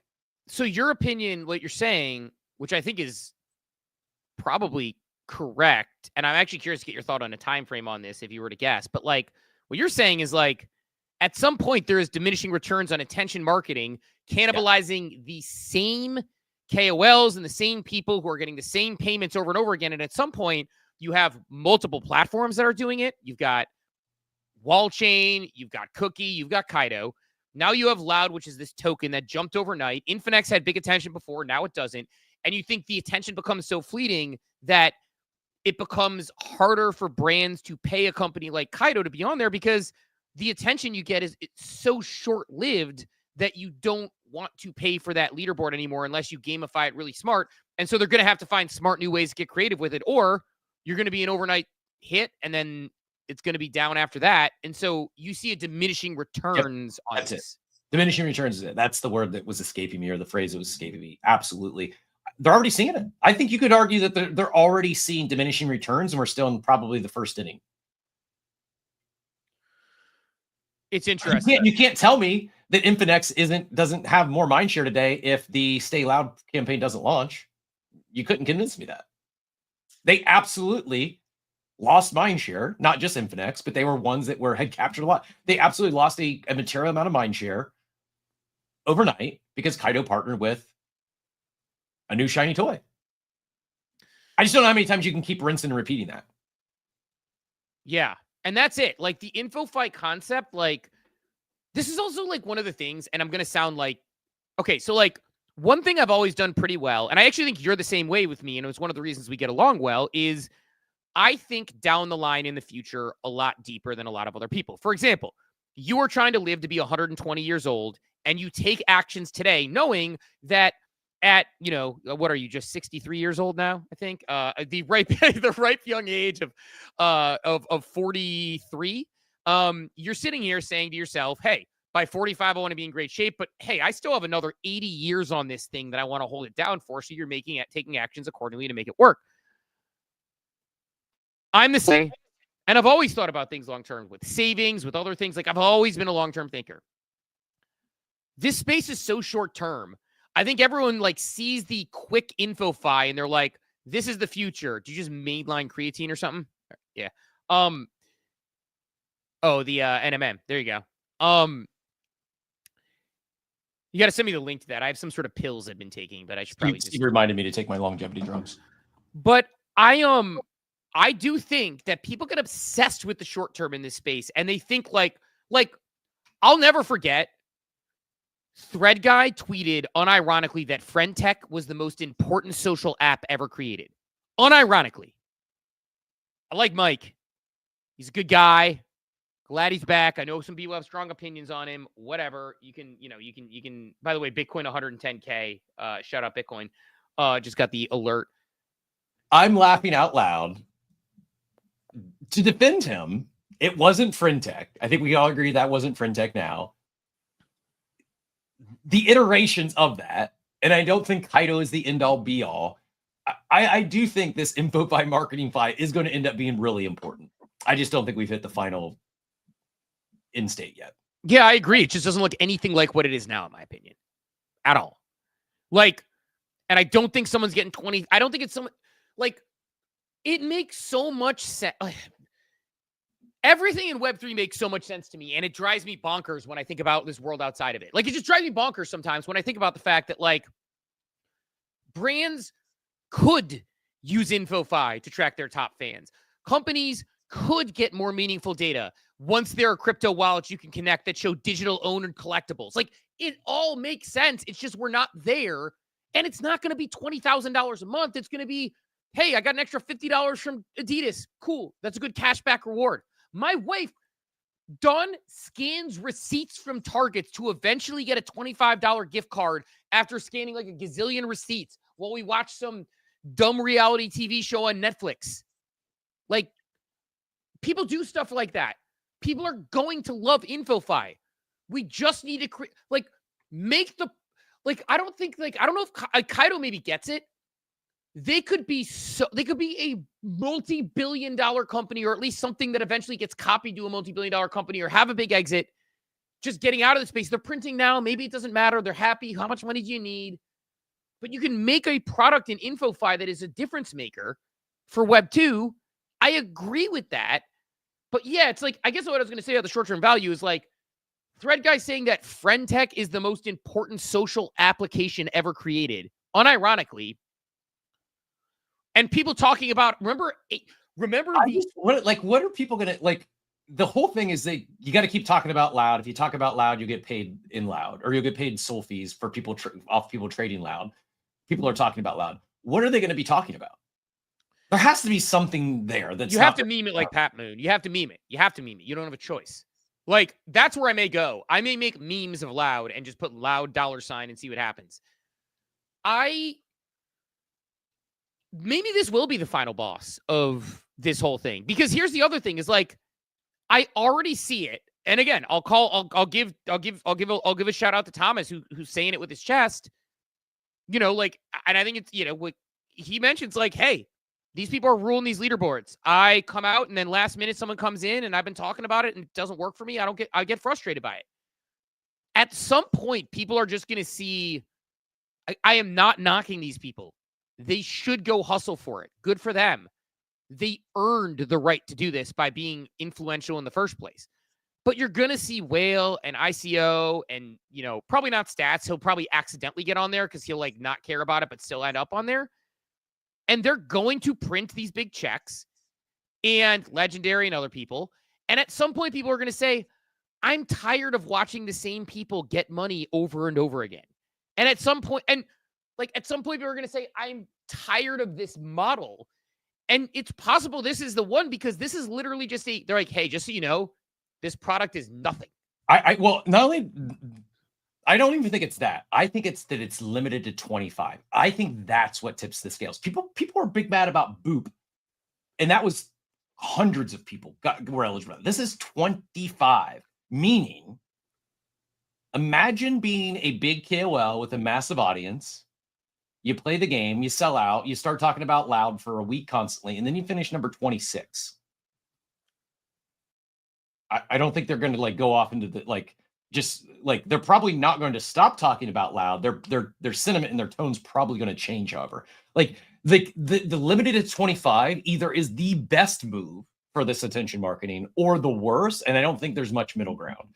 I think it's going to go down as like a month from now, everyone's still talking about loud because you couldn't avoid it, because they captured like the most powerful mind share on this app, or everyone pulls out their pitchforks and mutes and blocks these people, and no one I don't think there's much middle ground here. I respect the bold move. I think that is of everything coming out of this, limiting it to 25 is aggressive, bold, and I'm going to pull up my chair and have my popcorn to watch. I'm just going to passively stake, and I'll sell some probably as soon as it hits my wallet. But I think this might create like the first battle of KOLs on the timeline.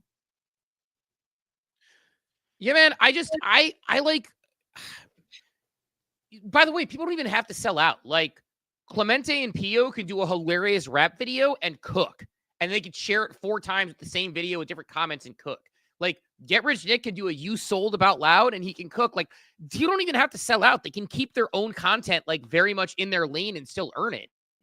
It doesn't fit for me because my content lane is like real world products and adoption. But here, I think coming from the chat, I'm tired of smart people shilling instead of sharing their real thoughts on naturally topical stuff.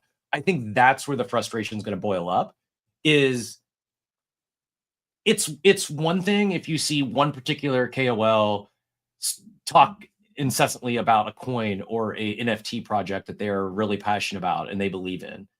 I think the frustration start mounting when it's so many of them start talking about something that we all know the only reason they're talking about it is for a bag. They don't believe in it. It's not like it's almost like it's forced. Like K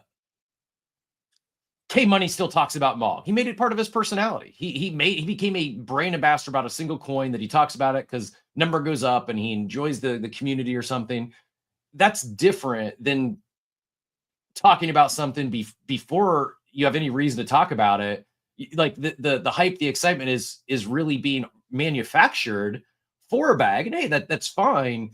I just think that it comes to a point where it starts becoming a turnoff, as opposed to people tuning in to the content that they're sharing. I think that is it's a quantity of so many people talking about stuff that they're probably not really interested in or excited about, other than how big can their airdrop be. I got shit on for this opinion about Kaido like 3 months ago or something. I don't know what it was. Remember, I had a whole long post about like, let's call it what it is. The fancy marketing tool. People talk about things that they don't care about. And then when they get the token, they sell it and they never talk about it again. Like, and I know this is more ongoing, but like Diablito nailed it. Losing trust in what's said, what's a real opinion, what's a shill. And that's where we're at, is like, to your point, like, and I know you kind of touched on that one, but yeah, I mean, it's worth giving a verbal retweet to Diablito in that, because it's like people are only talking about things they are paid to talk about now. And I understand it. It is a understandable grind. Like I have a personal, I have a personal goal to share one thing on a Kaido leaderboard every single week, at least, just to participate in the meta and also to actually research new chains. And I do believe in things like Somnia. It's interesting. I know we're talking about potentially getting open ledger on the show. That's interesting. But I think like at some point, like there was always a degree of bag bias where people are like, okay, I'm shilling my bags, then I sell them in NFTs and I have 15 Bored Apes and I'm going to sell Bored Ape. I get that. This is an entirely different animal because people are putting together ChatGPT run educational posts on blockchains they don't understand. Like, there's a lot of the top KOLs and people that stay within their lanes, but I do think there are people who are like LARPing as blockchain experts, for example, using ChatGPT because it gets you on a leaderboard. Or they're pretending to care about things because it gets you on a leaderboard and gets you paid. Go get that money. I get it. But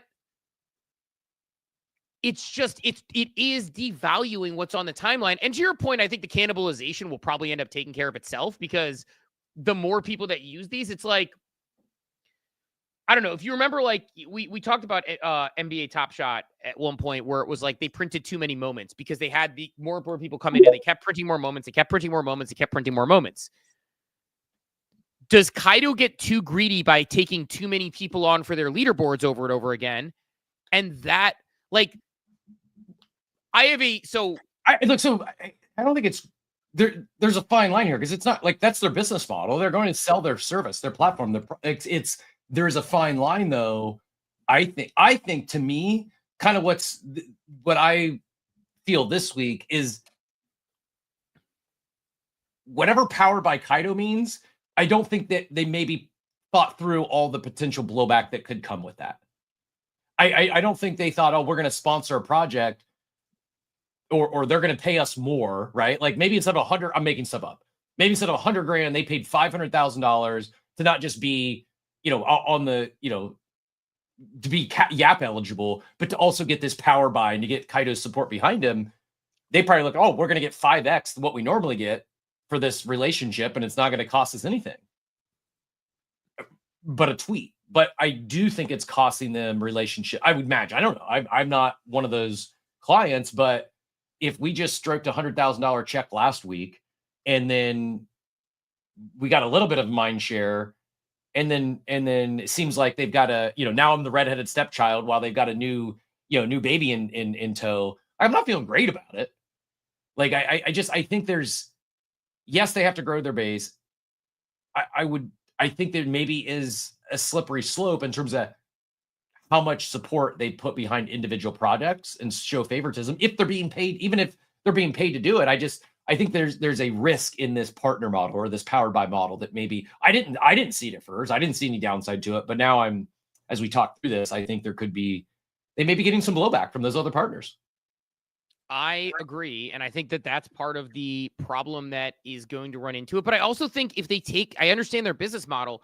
My point is, if you have a business, like you can only take on so many clients before you devalue the value of your service in that way because of the type of service it is. And what you talked about with the diminishing returns is like, at some point, if they just continue to onboard and bring on more and more people and the tension becomes fleeting, like it, how many clients is too many clients, and so I think like I have a person I know who's like really, really smart. They're running a marketing agency. They're extremely accomplished, and clients come to them and they choose who they take on. One, it helps them decide who they want to work with. And two, they're like, the quality of the work I would do from you would be watered down.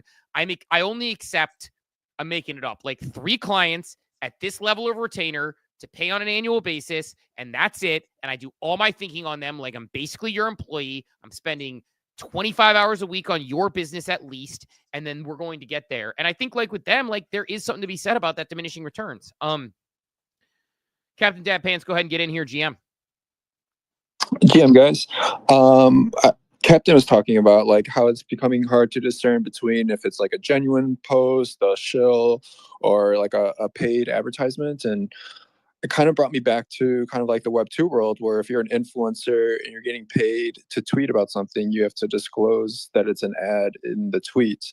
Do you think that's something that's like kind of pertainable and like relevant here? Like, do you think maybe down the road, if this does blow up and we do get eyes from like the FTC and things like this, that like everyone that does enroll and participate in tweeting and getting paid out for this would have to disclose that it's an ad type thing? It's hard because you might not be, right? It's like an after the fact. Like, I'm tweeting this because I might get paid someday. Like, if you don't ever get, like, it's, you don't know, right? And for most of these anyways, you don't know if you're going to get paid, if you're going to qualify until after the fact. So valid point. I just, to me, it appears to be like a paid advertisement loophole that I don't know if it'll ever get closed. You, Steve? Muted. Maybe. Yeah, actually, Captain Dappins, I actually brought this up when Kaido first came out. I said it's basically, you don't have to. But for the reason Cap said, I agree with Cap. I mentioned when Kaido was first dropping, like, this is a way to skirt hashtag ad. This is a way to get people to talk about you. But because the payment comes after the fact, pay them indirectly after the fact, and you don't have to disclose that it's a paid promotion. Like, a third party is deciding how you're paid after the fact. Wait till the real influencers and KOLs figure out what's going on here. Yeah, it's just Could you imagine, like, next month or next week we see Need for Speed, or I Need Speed, and Kai and Aiden and all of them start talking about you just go but this is like sometimes when Cap has like the boomer moments, it's like, I knew it was a boomer comment as it was coming out of my mouth too. You're like, I knew what I wanted to say. I didn't know any of their names. I'm like, oh, this is not gonna. You're like, I probably should have gone for like Mr. Beast or even Kai Cenat over I Show Speed, because you're like Need for Speed or Speedy Needs Speed, McSpeed. It's like, yeah, I Show Speed. By the way, I Show Speed, super likable. I don't know if you've watched I Show Speed, but I want to see this happen. I want to see I Show Speed Need guy in here creating content about StayLoud next week. And none of, like, all the Twitter, all the KOLs on CT all start talking about StayLoud this week, and they all get wiped out by some real KOLs next week. I hear about a new KOL, by the way, in the world of like my kid's life, like every other week. Like, my son will be like, do you know that guy, like, you know, Mr. Scally Jumps? I don't know, I'm making it up. But he just like names it. And then I look up and this person has like 7 million followers. Yeah, dude. So anyway, yes, I Show Speed, or as Cap called him, Need for Speedy Speed. Yeah, I mean, it's if the real creators come in and start doing it, we all get washed. But no, man, it's like, I don't know, like, there's a lot of concerns that are coming along as this continues to cook. And I really do think this Loud, that they're just like, it's vaporware. So look, your favorite creators are going to be talking about it. So buy our token because it's going to go. By the way, I'm probably going to gamble on this game on the holder side. I'm probably going to gamble on this game for a couple of SOL. I'm probably going to, Meshmesh says, I Show Speed on a China shilling tour. Yes, but like, you can't tell me that he's not endearing in China and his interactions in China aren't endearing. Like, he got out of some impossible to escape pit they had there because he just ran around in circles. Like, it's just cool to watch. I mean, the man did a backflip on like some sculpture hand that was like very, very dangerous. So anyway, I'm worried about the direction this is going. I guess I'll kind of land the plane in that. I think at some point there are the diminishing returns. I think that when you only reward 25, it creates a large have and have nots. I think the fact that it's just straight vaporware and everybody's pretending like it's this big revolutionary thing is not the way to, approach it, but you're going to see it because people are going to talk about it. It's like, again, people talking about Loud being awesome is the 2025 version of Thread Guy saying that Friend Tech is the most important social app ever created, which was not. It's like, hey, come securitize yourself, and you can share in a private chat and number go up. So I don't know. We can put a pin in the Loud thing, but I just think there is some danger of the directional nature of how it's going. Another thing worth bringing up, I don't know if we can go Coinbase IPO. I figure that'll be relatively short. Circle IPO. Sorry. Duh. Coinbase is already obviously IPO'd. Coinbase is. Circle IPO. Good Vibes Club kind of cooking. Unreal, man. Unreal cooking. Vito shared a post yesterday too about you shared this. Like, you did this, you shared it on the show. Vito shared a post about it, how almost without fail, every time you see a big rare sold, that same seller then goes in and buys a floor, or they sweep the floor. Like I mentioned, like the number of sales above the floor is a great KPI to track in new collections building momentum, and the buybacks, the rebuys when someone has a big sale, going back and picking up another one or sweeping. Like it's just like, man, they are clicking on all cylinders. If this was 2021, I feel like stats would be talking about Good Vibes Club every day. You'd have some other metric you'd be talking about. Yeah, it's cooking. And you love to see it. I mean, I did it to your point. I had a big sale. I got a rare that I loved for 0.25. It was way above floor at the time when Good Vibe Clubs are just minted, if you can believe that. And I don't remember what it sold for, but after it sold, I went back and bought 2 more from the floor that I liked. I had my eye on another one actually at the moment that I'm considering buying. I like it, man. I'm happy to see it, cooking just for funsies. It's a real legitimate, high effort art, high effort team. And it's exciting for me. It's just for me debating if I want to move some cash around and pick one up. But no, it's pick up a third. But like, yeah, it's a fun one, and it's fun to see him cooking. The other thing that I thought is worth bringing up that's probably a bigger. That's right. I almost delisted, but I've got one. It's still 2x above floor, and I think if it sells, I may. I thought about delisting. I'm just going to keep it listed. If it sells, I may just go back and turn 1 into 2. Right? If it sells, I'll go buy. It would just be 2 basic floors, but just for more exposure, I think, because this is one I do think's got some legs out of. I think it could cook for more. It's got more run than just a short-lived pump post mint. Like the team is just getting started, and I definitely want. I wish I had kept all at this point. Obviously, it goes without saying, but yeah, I'm going to leave the one listed. If it sells, I will. I'll turn 1 into 2. Is there a more important macro story here that in a light way, NFT season is kind of back? It is back. It's different. It's very, very, very different. But someone probably would have been out of their mind to drop an NFT collection a year ago. Now, if you're probably going to mint out. If you put thought to it and you have you're really building something. It's just not a Fiverr artist or AI art and copy pasta another collection. Someone will help us with the name, but there was another one that was like Pokemon inspired art, a smaller collection, minted for 0.02 or something, and it already ripped up to a third of an ETH or something. Just it is good mint, whether it's good art, smaller supply, or it's a real team, a real business. There's something of substance that's there and or coming. They're performing well. They're minting out. They're maintaining floor prices or actually increasing in value. It's not one every day. It's not one every week. It might actually be one a week for a while now. But yeah, it is like the high quality stuff. It's hitting. Like I can't think of one that we've been shocked that it didn't mint out, right? Like we've got the Klainos 25,000 collection coming up at first. Like, man, that's a lot. But how they're doing it where in packs, and if you don't get a Popkin, you get a refund. Like, I think they mint out, and I think that looking at NFTs as a way to kickstart IP and raise funds, I think it's back as a potential option. Final boss who didn't reveal for a month. I was just going to jump in real quick and say those Pokemon NFTs are up to 1 ETH this morning. What's the name of the collection? Is something like 8th Project or something? I'll pin it to the top when I find it. Appreciate it. They're cool. They're cool art. And I mean, Final Boss who didn't reveal for a month didn't have a precipitous drop in floor price. And has rares selling for an ETH or close to it. Good Vibes Club obviously is a good example. The Monsters Mint that happened last week on OpenSea went from a $300 mint to 0.75 or something at one point.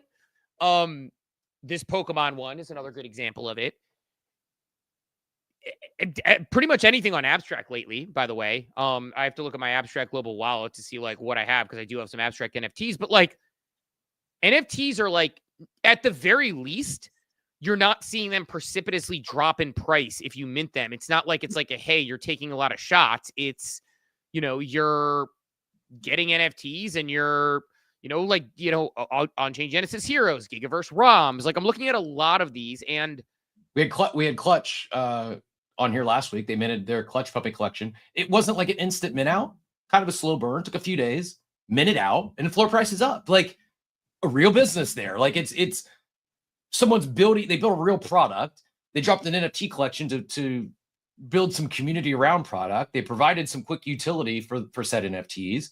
And oh, look at that. They raised funds and the floor price is up. Like, but it was also, there's some substance to it, right? It wasn't just 10,000 puppy pictures.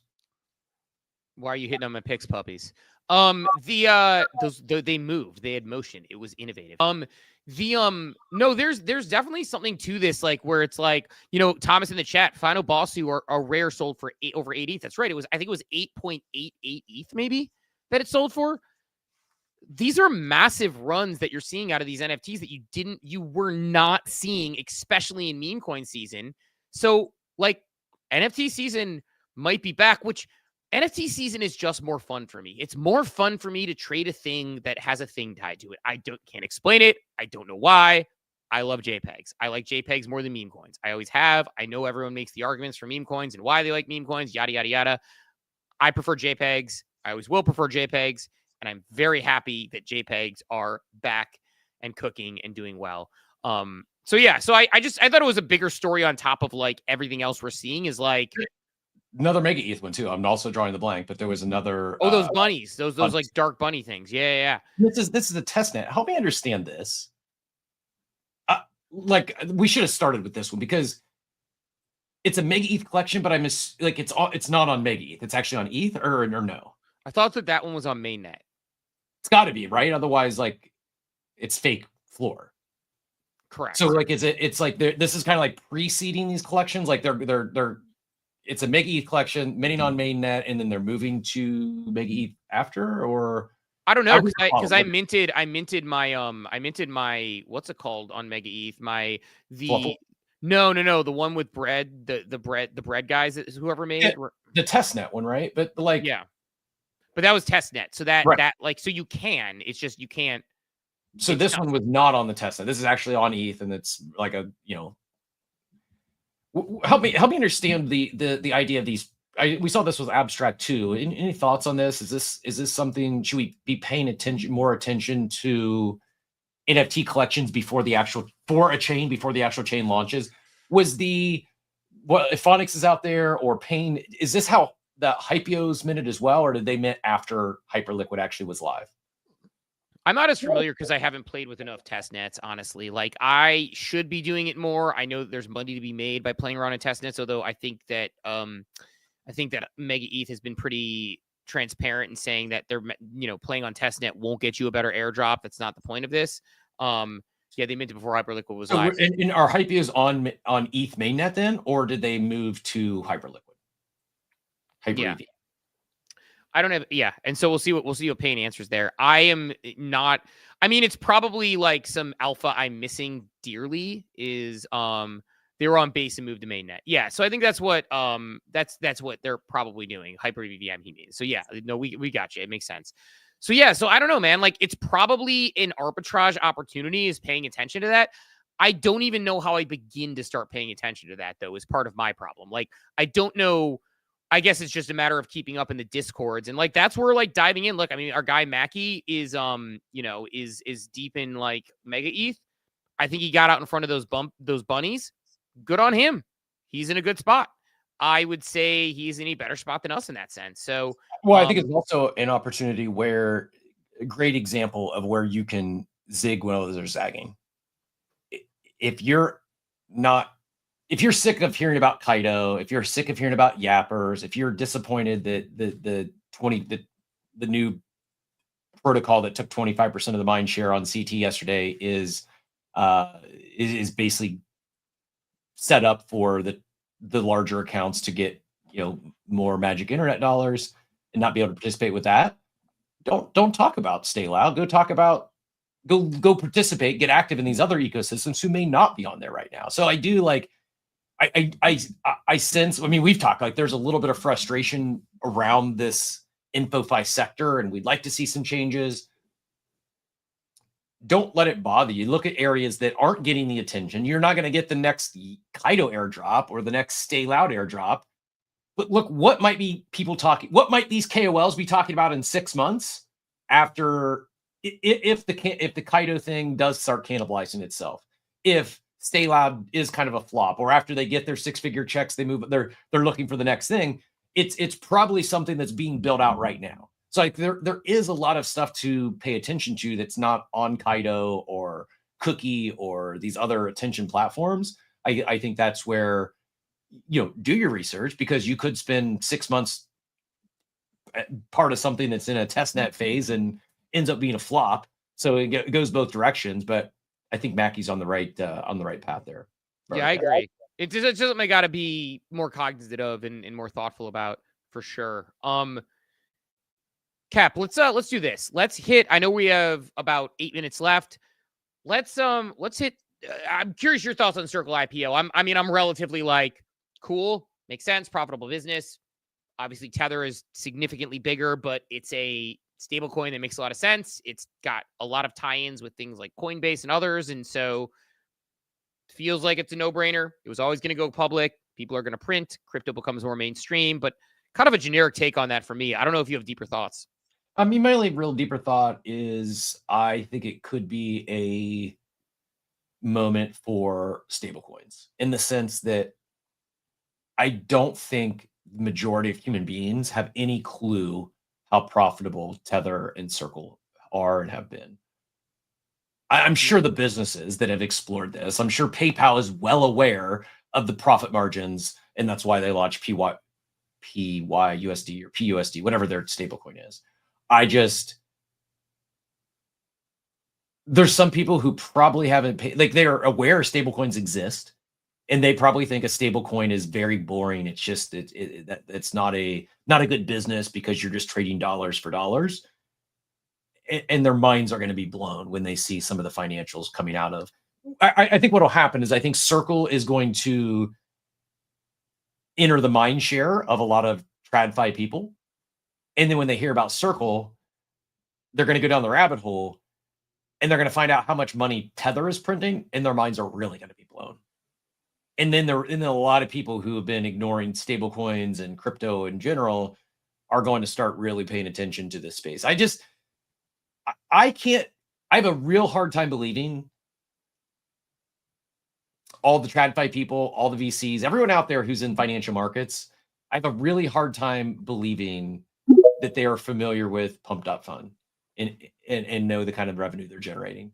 I have a hard time believing that they're intimately familiar with Tether and Circle and realize the amount of profits they're generating per employee. Like, these numbers are mind-boggling in any industry. And it's just shocking to me we haven't seen more of those individuals come in and start competing. Maybe not. I think that'll be the big thing to come out of the Circle IPO, is more people become aware of how profitable the stablecoin business is. Yeah.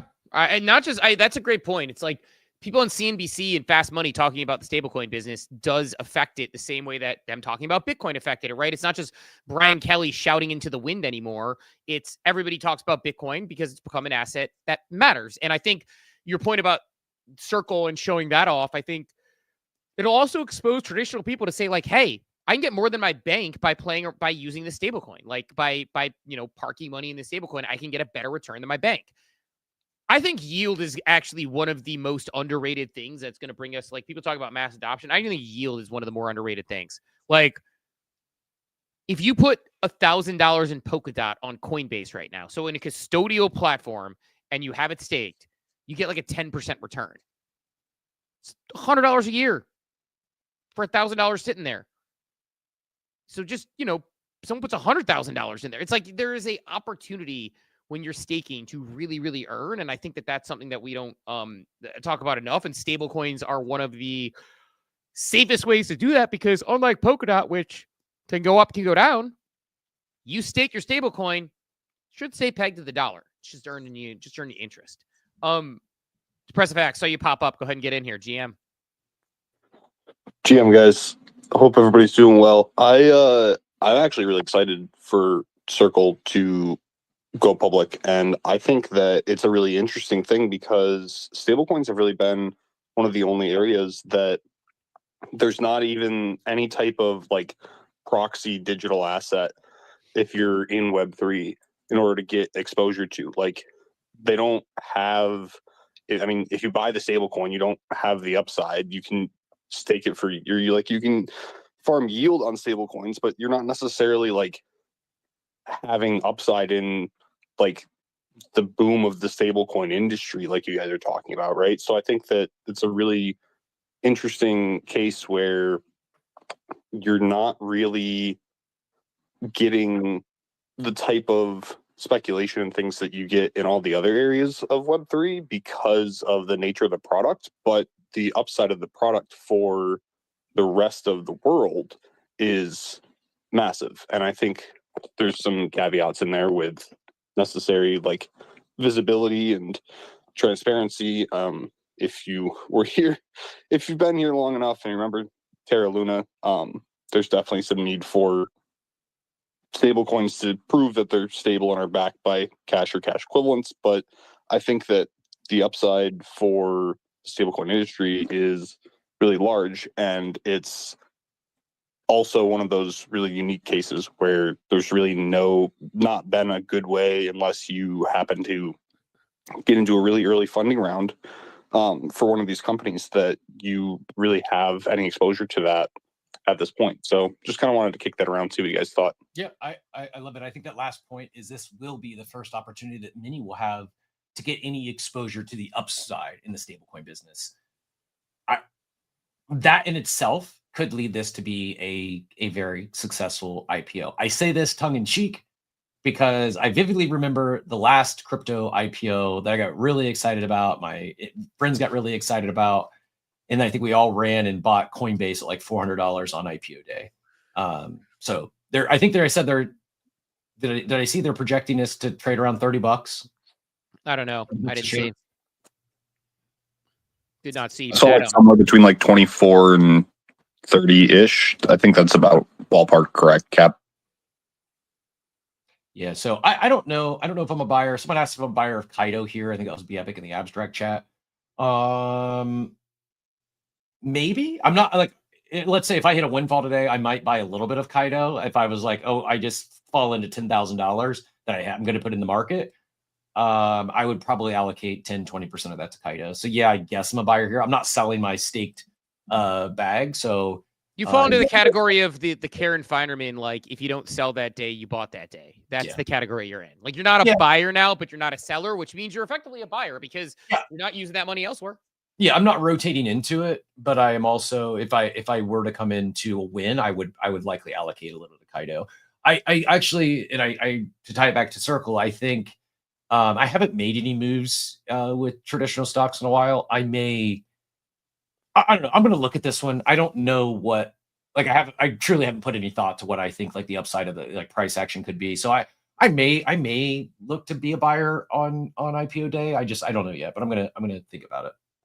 Yeah, I would not that I've done a ton of research into this yet either, so take this with a grain of salt, but I would say, in my opinion, that the time that you have between whenever they go public and whenever mainstream actually figures out what stable coins are and how all of that could work and scale is going to be a decent amount of time. So I don't necessarily think that you need to hop on it day one to be able to be ahead of the curve, so to speak. I think you're right. I think there's a likelihood it goes down before the masses figure out what's going on and understand the fundamentals and the profit margins, and then it starts going up. I mean, and like Coinbase is a perfect example. Coinbase crashed. I ended up exiting my Coinbase position, rolling into NFTs in summer shortly after they went public, and ended up not taking too bad of a loss. It would crash a lot further, but now it's recovered. Right now, it's like it's in. I could see Circle being something similar. It launches, it's overhyped at launch. No one really that's not in this space is really paying too much attention to it. And then, 6 months, 12 months go by and everyone starts realizing they start doing their media tours and, wow, this is actually a pretty strong business, has great fundamentals, and number starts going up. But I don't know. I may be buyer on at IPO. We'll see.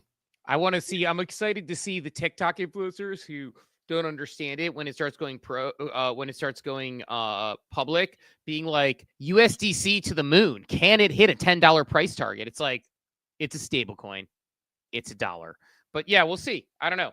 It'll be fun to watch unfold. But no, that is a good point as far as like the yield. And just to clarify something, because I had a comment in the chat, people in this space don't want $10 in a year, or 10% in a year. They want 1,000% in 3 days. I mean, people outside of this space who are normal, well-adjusted humans look at the yield that we're going to be able to get on crypto and say, all right, like, this one's worth the risk. This one's not worth the risk. Oh, this is a stable coin. I can earn yield on it. So I think there's opportunity there for sure. But I don't know, Cap. That said, any other cleanup or things that we might have missed this morning that we want to make sure we hit on? Good show. Appreciate everyone who added to the conversation. I did just see Chill Pill sent out an hour ago. Yaps are broken right now. Called attention to someone who got 294 apps in the last 24 hours and there's absolutely nothing to explain it. You replied, X is very unstable right now. Not a comment on this particular case. Haven't looked into it, but we are looking to backfill some data once it stabilizes. So seems like the issues with X are impacting more than just our lovely spaces here. But appreciate everyone who powered through and found us today. Back-to-back days of discoverability on X being very challenging, and spaces disappearing and not being there, and tweets disappearing, not being there. So much love to everyone who powered through, found us anyways, or didn't find us on X and still hung out in the abstract chat or over in the YouTube streets. We appreciate all of you. We'll be back tomorrow. I'll pin the carousel up top. If you haven't hit those reminders yet, smash those for the rest of the week. We've got one, maybe two special guests coming up here later this week. More on that tomorrow, but we love a full house for all of our guests, and appreciate you all. Yeah, right on. With that said, let's let everyone sail off another day. Thanks to everyone who came through this morning. We will back here, assuming that Elon will have us. We will be back here bright and early tomorrow morning at 8 a.m. Eastern time. Have a wonderful, wonderful day, everybody. Thanks for tuning into Coffee with Captain, powered by ApeCoin. We hope you enjoyed the show, and remember, nothing we discussed today is financial advice. Until next time, keep exploring, stay curious, and we'll see you soon. Have a great day. Welcome to the future.